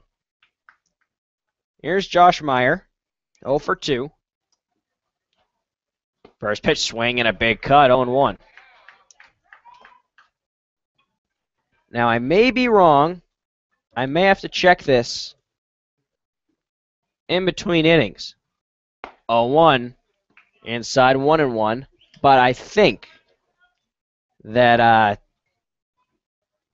Nick Senzel's home run against the Chinooks last Tuesday may have been off Lance Phillips. I'll have to check. 1-1 is low and in. Ball 2. Actually, I'm so excited. I'm going to try to check now. Phillips pitched the 7th inning. 2-1 to Meyer. Ground ball to the shortstop, Altman. He fields this one cleanly. Throws to first. 1 away. Let's check this out.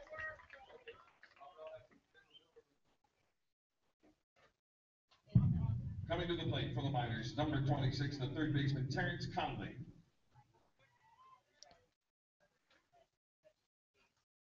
And what do you know? I was right. Nick Senzel homered against Lance Phillips back on Tuesday at Herman Brothers Field.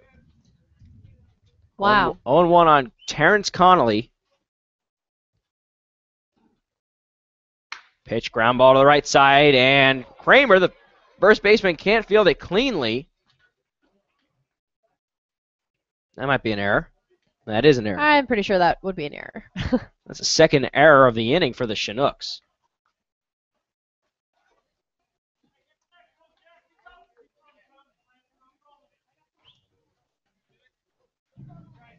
Coming to the plate for the Miners, number 9, the right fielder, Dane Wonderlick. Here is Dane Wonderlick. He's been hit by a pitch twice, and he flew out to center in the 6th. Connolly on first, 1 away. 2 runs already in for the Miners this inning. Pitch from Phillips is outside, ball 1.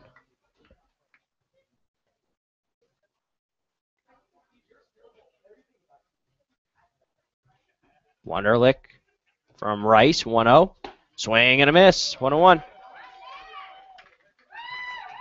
Wonderlick is from Brenham, Texas. The other Chinooks broadcaster is also a Texan. We were talking earlier. And if you've ever been to the South, you've probably had 1-1 inside, 2-1. Bluebell ice cream, very famous Southern ice cream. I have. And that is actually made in Brenham. I have. Yeah. Can you believe that? It's very good. That's why I'm not surprised. Can you believe that? Yeah, I believe it. You shouldn't. Wow, you're just lying on the air. Anyway, you should have it. If you ever travel down south, especially to Texas, and that is where Bluebell ice cream is made, in Brenham, Texas, the hometown of Dane Wonderlick. Really? Really. That's a good story right there, actually. I thought so. I found that very interesting. I didn't know that. 3-1. Lifted to center. Pollux is under it. 2 away.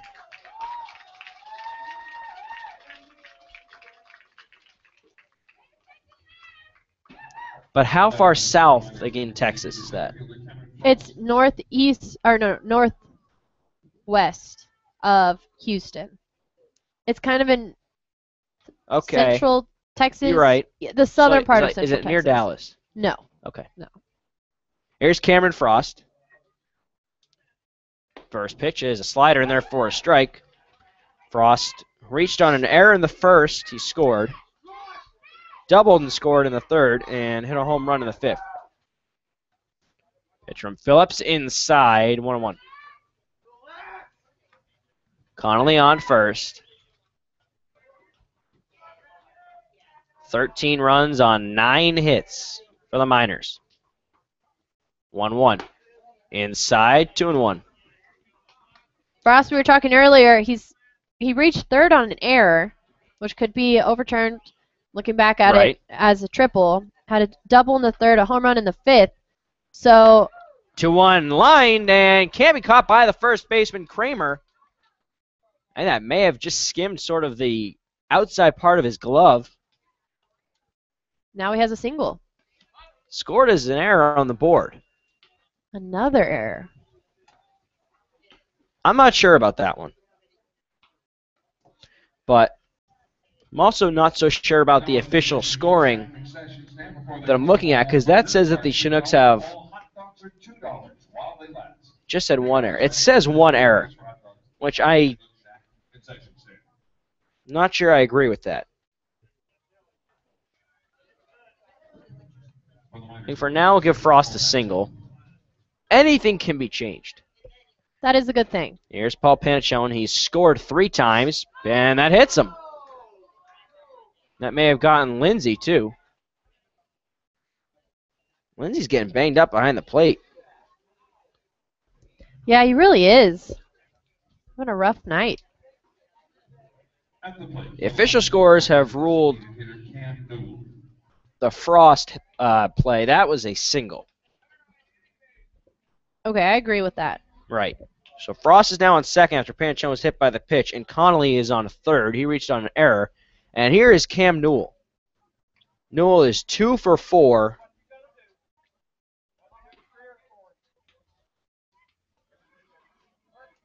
With, get this, 6 RBIs. Pitch, little high ball 1. Well, I think a grand slam will really up your RBI count. Well, that's 4 right there.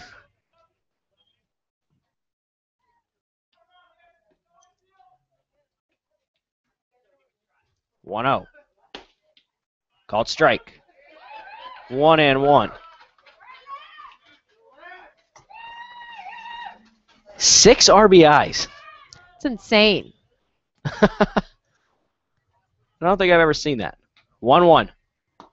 In the dirt and low, 2-1. Now he has the bases loaded right now. What are the chances of 2 home I don't know. runs? See, I tried to talk over you there. 2-1. Here's the pitch to Newell. Outside, but it's a strike, 2-2. 2 outs. Senzel started things with a 2-run home run. Brandon Smith reached on an error. 2-2 on Newell. Bases full of Miners. Pitch from Phillips. Popped up right side. Kramer. But it is the second baseman, Billy Arndt, who hangs on to leave the bases loaded. But it's 2 runs on 2 hits. We're not sure about how many errors. I think it's No. 2. And 3 men left on. Miners lead 13-0, 7th inning stretch time from Chugiak. We'll be right back, and we'll take you inside Loretta French Field for Take Me Out to the Ball Game. An American classic, I would say. Take me out to the ball game.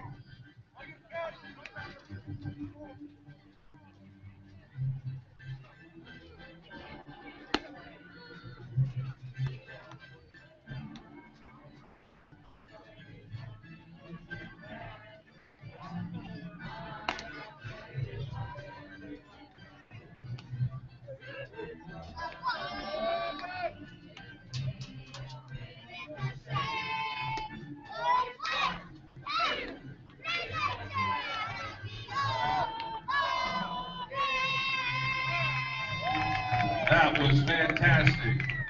Hey, if you're under the age of 10 years old, let's hear you cheer, shall we?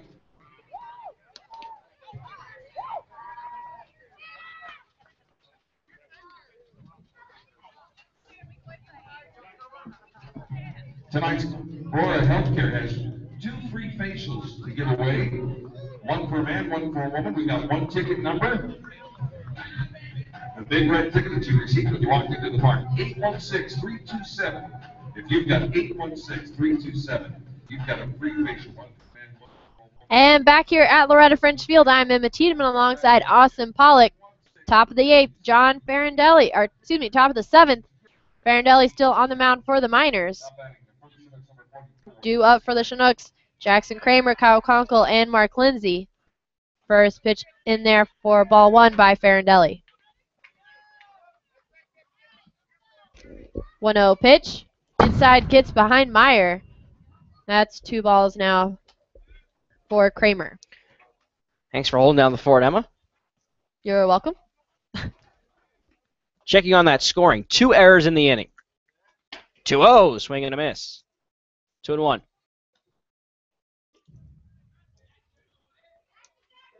John Farindelli back out there. And Reed is still warming in the bullpen. Rip to right. That'll fall in front of the right fielder. Wunderlich, base hit. Just the 4th hit for the Chinooks. Looking at the Miners side of the score sheet, it's a mess. But that's just because there's been a lot of scoring and a lot of hits. Then you switch here and a lot of lines. A lot of diagonal lines, meaning the batter didn't come to the plate in the inning. Yeah, we have different types of scores books. Yeah, you sort of just draw. What do? I just draw a line. That's Brett Collins, pinch hitter, sends one into right center. Kramer around second. He'll go to third, and he's safe. Back-to-back hits for the Chinooks. And Collins delivers the pinch hit single.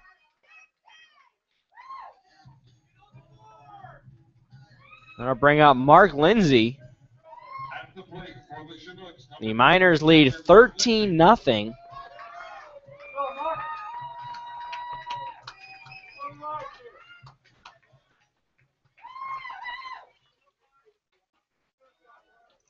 Farindelli's first pitch is a little high, ball 1. I don't think he agrees with the call.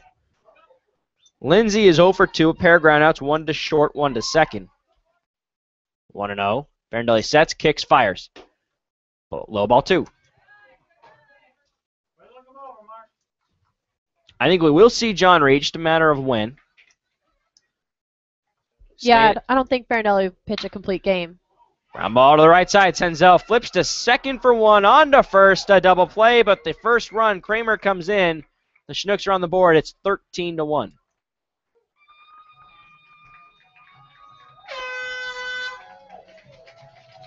So now base is empty for Josh Altman. Lindsay's now 0 for 3, but Kramer in. Second 4-6-3 double play of the game. First pitch to Altman. Looks like a strike to me. I don't think Farindelli agrees. Maybe a little low. 1-0. Altman doubled in the 5th. His first extra base hit of the season. 1-0. Little outside. 2-0.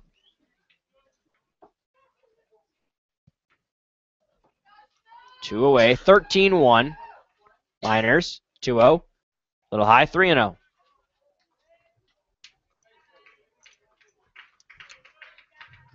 Center fielder Frost is playing very deep. 3-0. Called strike. 3-1. Brad Baker, the pitching coach, with his back right on that fence in front of the Miners' dugout. 3-1. To right. That'll fall in front of Wunderlich, a base hit, and Josh Altman is 2 for 3. Third hit of the inning, but just one on. We have a pinch hitter now. It's Jeff Murphy from Boston College.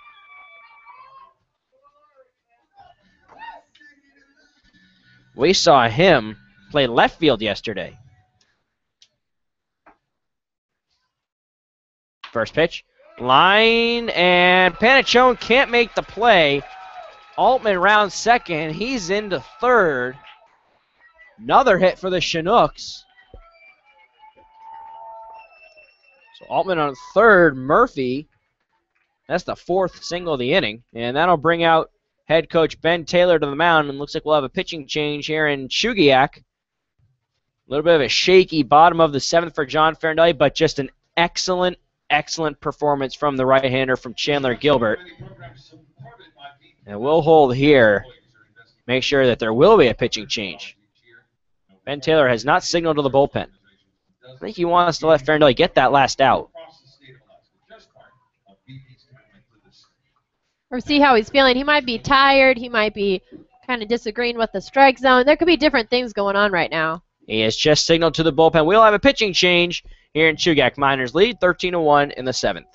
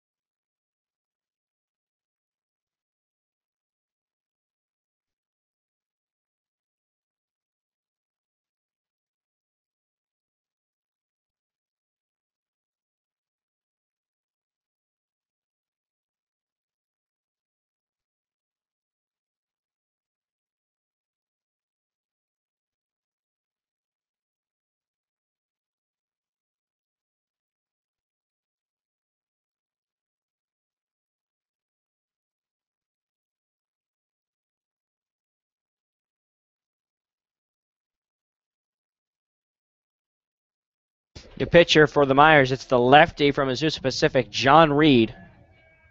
No record. He's appeared in 2 games. Last pitched on the 23rd against the Oceanside Waves. Won an inning, no hits, no runs, no walks, 2 strikeouts. Got the save in that game. He will face Billy Arndt with 2 outs, a run already in, and runners at the corners. Reed's first pitch. Swing and a fly ball to right center. Frost and Wunderlich. That will fall and get to the wall. A run in. Altman scores. Here comes Murphy. It's a 2-run double. And it's 13-3.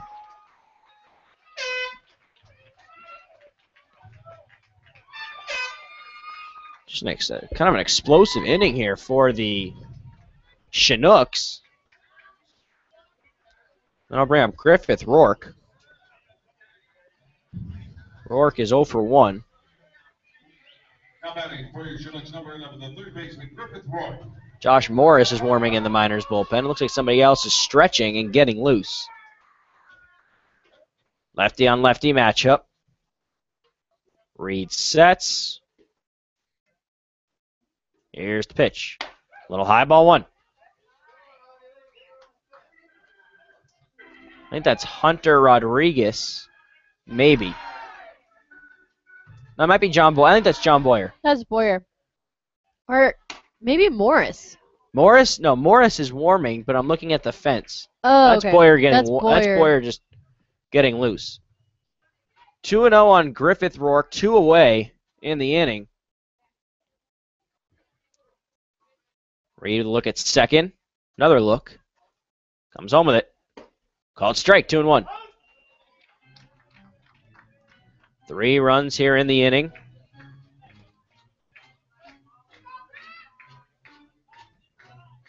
Two and 1. 2-1. Popped up on the infield. Panachone calls for it, makes the catch for out number 3. 3 runs on 5 hits, no errors, and 2 left on. We are through 7. Miners lead the Chinooks 13-3 on the Matsu Miners Radio Network.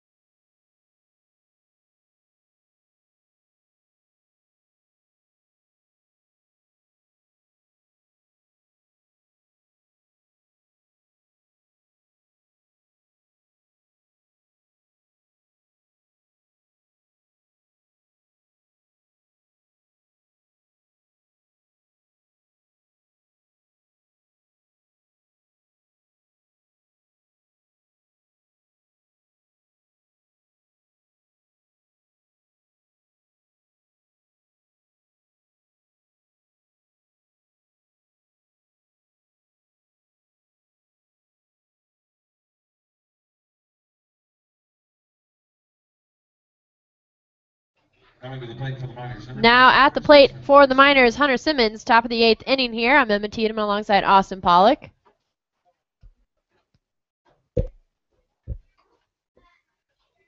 The Chinooks score 3 in the bottom of the 7th, but the Miners still lead 13 runs to 3. Lance Phillips still on the mound for the Chinooks. First pitch low and away, ball 1. I just watched Hunter Simmons. His stance actually looks different. Looks like he's having more of a outside stance. That one inside for ball 2. More of an open stance. See that left foot? Oh, yeah. 2-0 pitch. Therefore, well, I guess that was ball. I think that was a little low.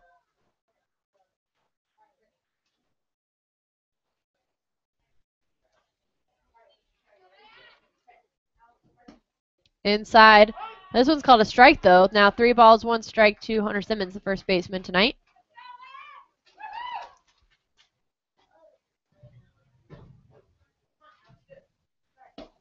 And that is ball 4 for Hunter Simmons as he takes his base. Has been walked now 2 times in a row at his last at bats. And that brings up Brandon Smith, the left fielder tonight. Struck out in the second inning. Had a fly out in the 3rd and the 5th innings. And reached base on an error in the 7th and scored a run.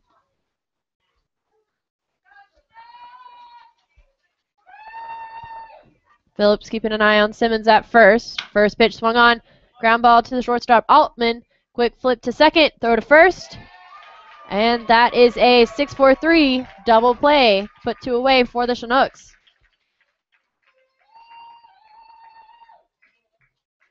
I think the Miners have plenty of runs. I think they're comfortable. Never hurts for more. No. They are up by 10 runs, and that brings up Nick Senzel, who had a 2-run home run in the 7th inning.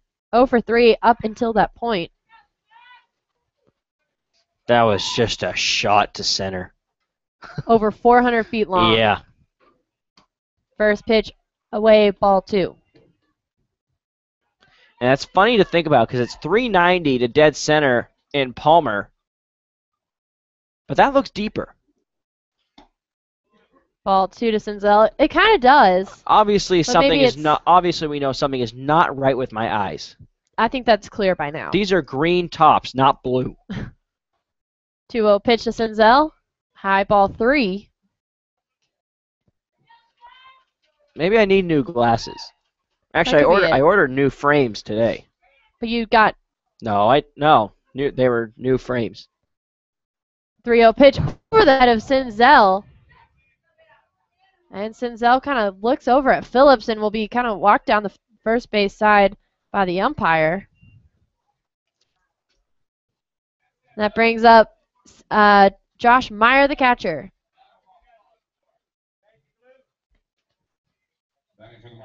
Meyer, 0 for 3 tonight, has had 3 groundouts and was walked in the 6th, but scored a run off of it.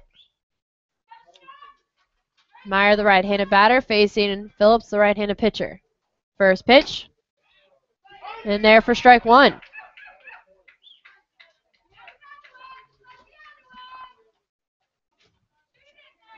Phillips quick glance over to first. Here's the pitch. And there, strike 2.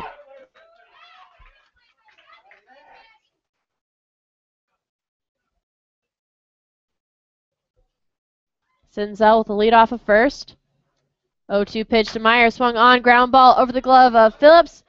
And Altman charging, misses it. Senzel rounds second, heads into third. And I have to see how they score that one. But Meyer is at first. I think that would be an error. I think that's an error. 4th error for the Chinooks. Senzel at third and Meyer at first. Now runners on the corners for the Miners and for Terrence Conley, the third baseman. Conley, the left-handed batter.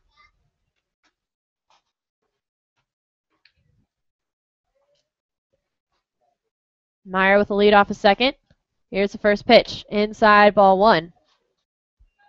Meyer grounded out in the 2nd inning and grounded out in the 4th. Was walked in the 6th and scored a run, and then grounded in the 7th.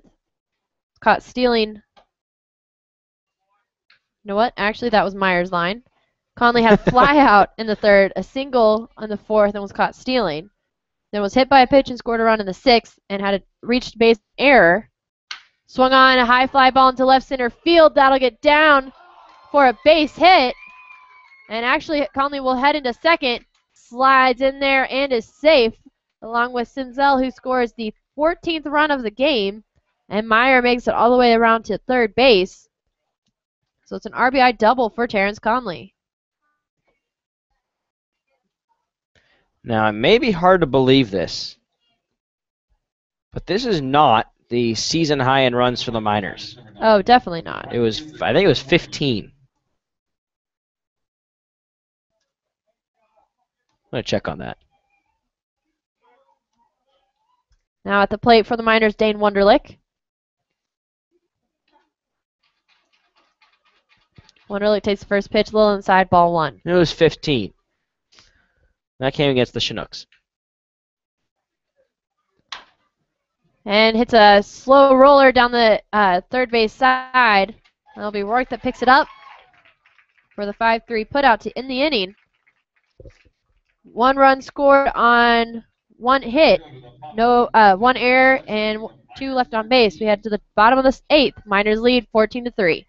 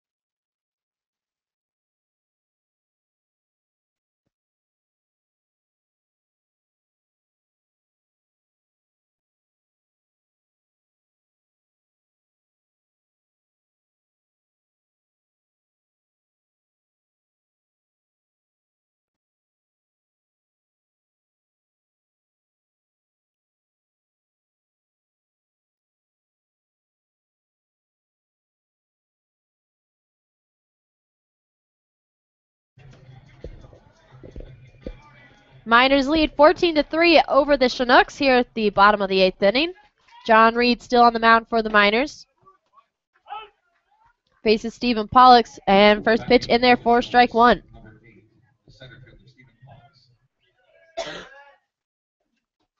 0-1 pitch by Reed. Little outside, ball 2. Ball 1. 1 ball, 1 strike now. Pollux grounded out in the first, was walked in the 4th. Big swing, strike 2 by Pollux, and then was struck out in the 6th by John Farindelli. 1-2 pitch by Reed, high and outside, ball 2. Time to get those player of the game votes in. Tweet us at ABL Miners, comment below, or send us an email. 2-2 pitch, big swing by Stephen Pollux, and that is the first strikeout for John Reed.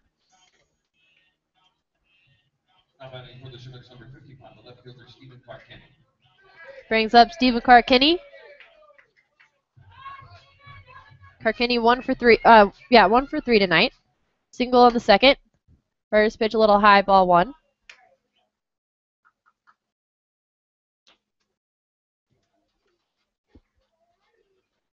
One-0 pitch, a little outside and low, ball 2.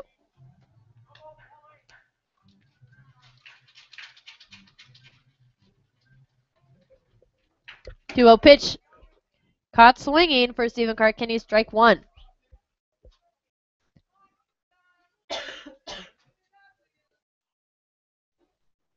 Two balls, 1 strike, and 1 away here. And that one hits Carkinney. Carkinney will go take his base at first. That brings up Jackson Kramer, the first baseman. 1 for 3 tonight. Hitting .283 with 11 RBIs and 6 doubles.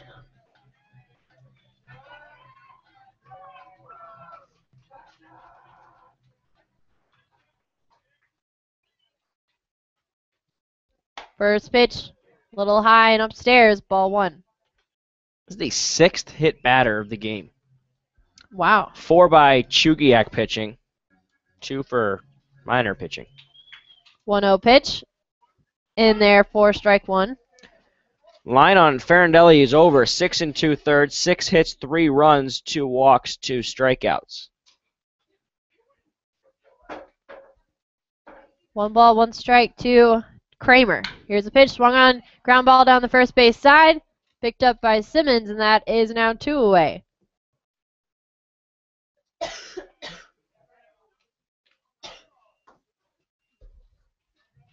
Coming to the plate for the Chinooks, number 14, Brett Collins. That brings up Brett Collins.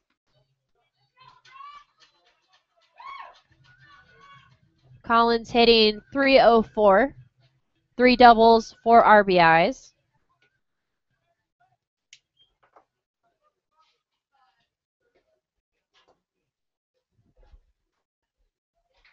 First pitch by Reed, upstairs, ball 1.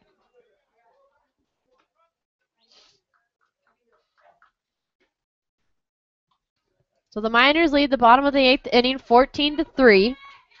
Stephen Carkinney on second base. 1-0 pitch in there, strike 1. John Reed on the mound for the Miners.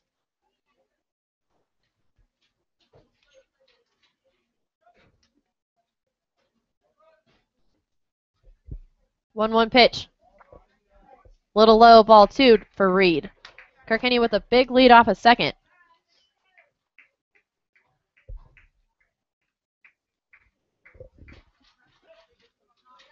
Already 2 away here for the Miners.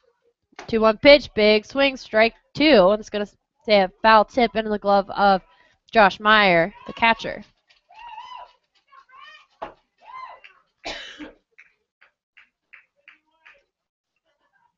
Two pitch by Reed.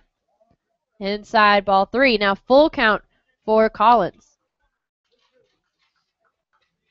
Collins has been walked 10 times. He leads the team, or is tied with Jackson Kramer. He's been struck out 4 times, hit by a pitch once. It's a high fly ball behind us. That foul ball sponsored by Edwards Jones Financial Advisor Jeff Hinkle. So Collins stays alive here at the bottom of the 8th. And the Chinooks Twitter uses their hashtag #FishOn. And I think that'd be a good time to use it now with Carkinney on second. #FishOn. 3-2 pitch. Caught swinging, and that is the second strikeout for John Reed. And the third out here at the bottom of the 8th. Head to the top of the 9th. No runs, no hits, no errors, and 1 left on base. So we head to the top of the 9th. The Miners lead 14-3. You're listening to the Mats Radio Network.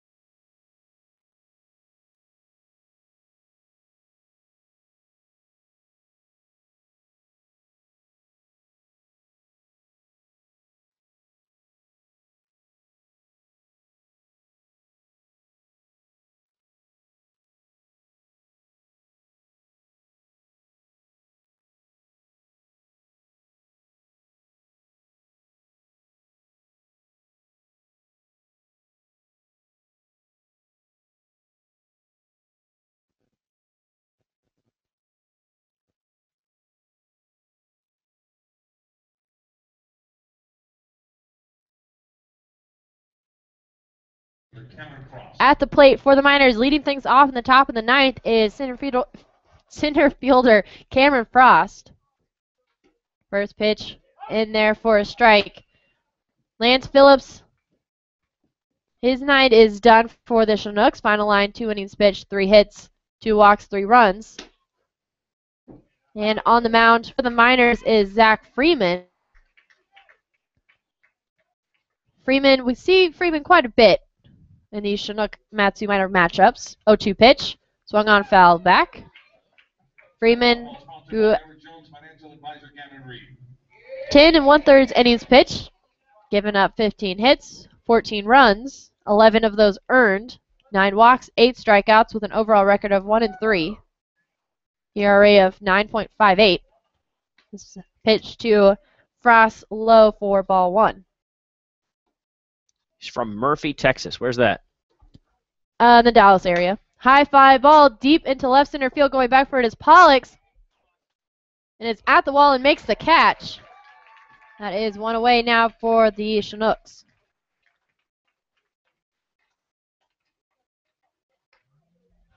Frost almost had his second home run of the night. Now batting for the Miners, number 3. And that brings up Paul Panachone, the shortstop. Grounded out in the first, had a single in the third, stole a base and scored a run. Had a single in the fifth, in their first strike by Freeman. In the fifth inning, had a single, scored a run. Sixth was walked and then scored a run. 0-1 pitch in there for strike 2.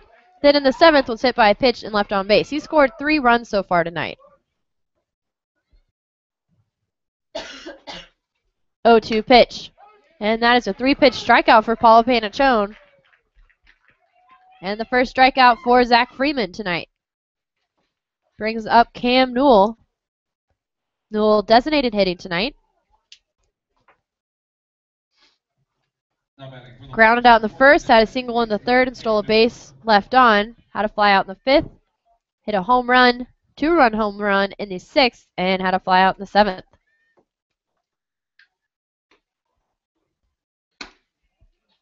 First pitch, a ball. Josh Morris warming in that Miners bullpen. We might see him in the bottom half of the ninth. 1-0 pitch. Swung on ground ball into center field. That's a base hit.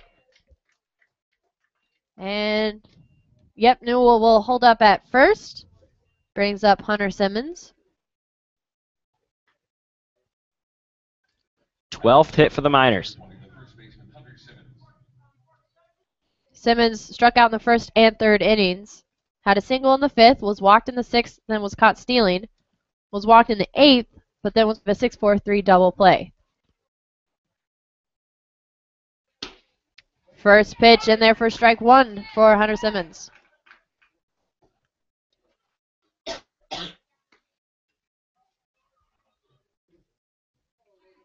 Oh, 1 pitch. Swung on, high fly ball in the infield.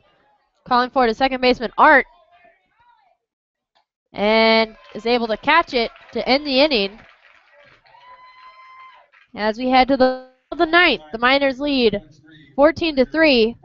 And you're listening to the Matsu Miners Radio Network.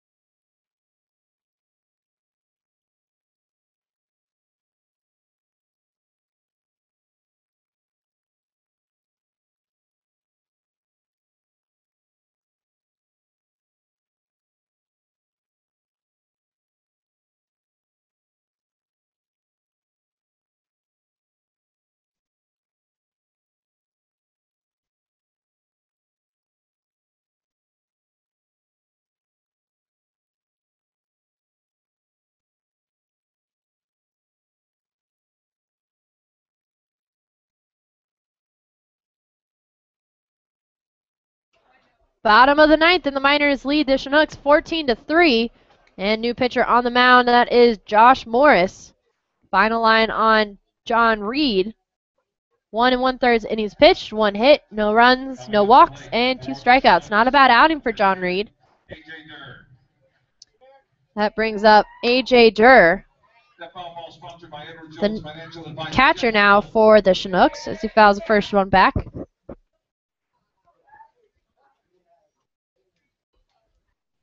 Oh, 1 pitch. Little high ball one by Morris. Just a great overall game for the Miners. They got the offense, they got the pitching, I think everything that BT would want. Another foul ball. If that foul ball did damage to your car, visit our friends at Napa Auto Parts, locations in Big Lake, Palmer, and Wasilla. Visit www.napaalaska.com. Therefore, ball 2 by Morris. Got to meet Josh Morris's parents earlier today. They were visiting. Be a pretty cool place to visit your kid. Alaska. 2-2 pitch, high ball 3. It's also a pretty cool place to live for 2 months. I'd say so. Walking on glaciers, baseball. Baseball almost every day. It's awesome. 3-2 pitch. Swung on, high fly ball over us. Meyer trying to think about chasing it down. That's a little bit out of play. And A.J. Durr will stay alive.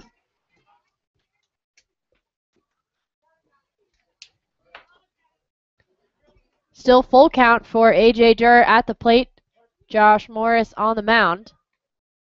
Here's the 3-2 pitch. Swung on ground ball to none other than Nick Senzel. Scoops it up, makes the throw at first, and that is 1 away here in the bottom of the ninth.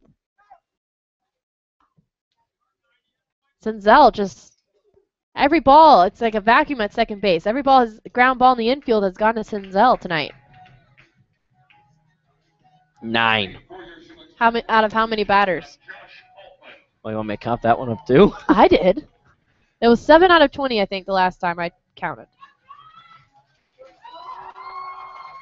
At the plate is Josh Altman, the shortstop. First pitch a little low for ball 1. 34. That's still quite a bit. 1-0 pitch by Morris. High ball 2. He's probably not even done over there. No, there's still 2 more outs in this inning. Altman grounded out in the 3rd inning. Had a double in the 5th and a single in the 7th. It's in there for a strike by Morris. Last call for player of the game. I think I have my idea of player of the game. I My think I do vote. too. 2-1 pitch. Swung on. Foul ball down the first base side. Evens the count at 2 balls, 2 strikes. 1 away here in the bottom of the ninth. John Boyer still warming that bullpen. More just like tossing than hard throwing. 2-2 pitch. Big swing, and that is strike number 3. First strikeout of the night for Josh Morris. That is 2 away here in the bottom of the ninth. Brings up James Navant, the right fielder. 1 for 3 with a ground out in the 3rd, a strikeout in the 5th, and a single. Actually, that is Jeff Murphy. Totally forgot about that. Murphy, at his last at-bat in the 7th, had a single and scored a run. It's a high fly ball off the first pitch. Going back for it is Wunderlich at the wall, makes the catch. And that is a 3-up, 3-down inning for the Miners. And they beat the Chinooks 14-3. And we'll take a short break and tally the votes for player of the game and come right back for a short version of our post-game show.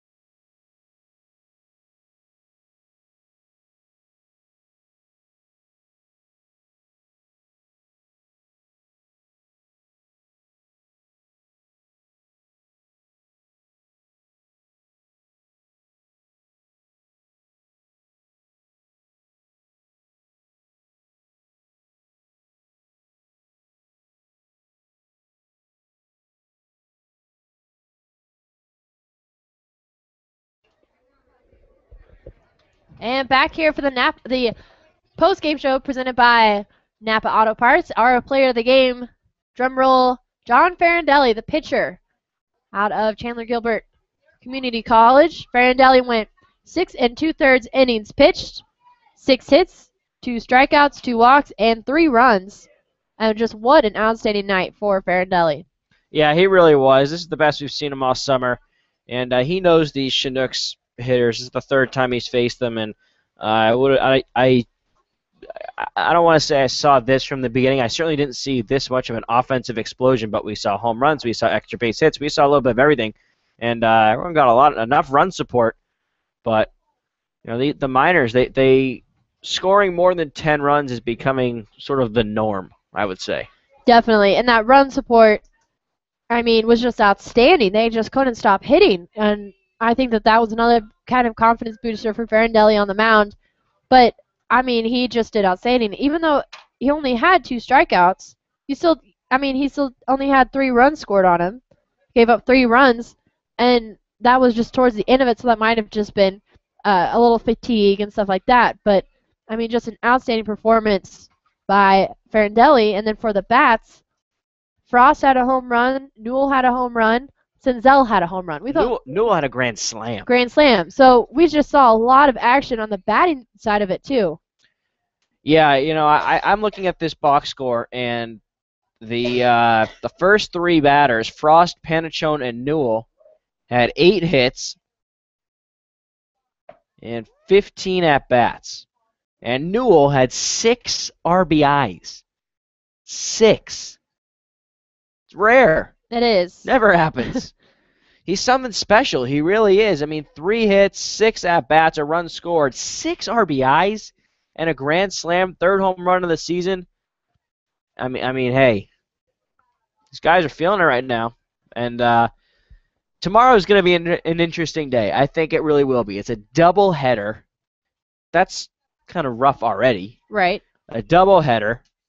And on top of a double header, it's a team you never face. They're facing the Peninsula Oilers, and really don't know much about the Oilers, and that's one of the reasons we're going to wrap up the post-game show so we can learn about those Oilers and be ready for 2 games tomorrow. And the first game starts at 4, and the pregame show will be at 3:45. The Miners now on a 5-game win streak. They will face the Peninsula Oilers out of Kenai, just south of Anchorage, tomorrow at 4 o'clock.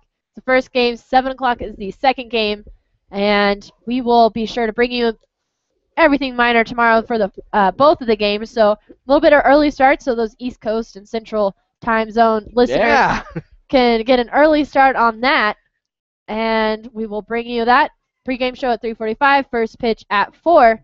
For Austin Pollock, I'm Emma Tiedemann. Again, the Miners win 14-3 over the Chinooks. So long, everybody.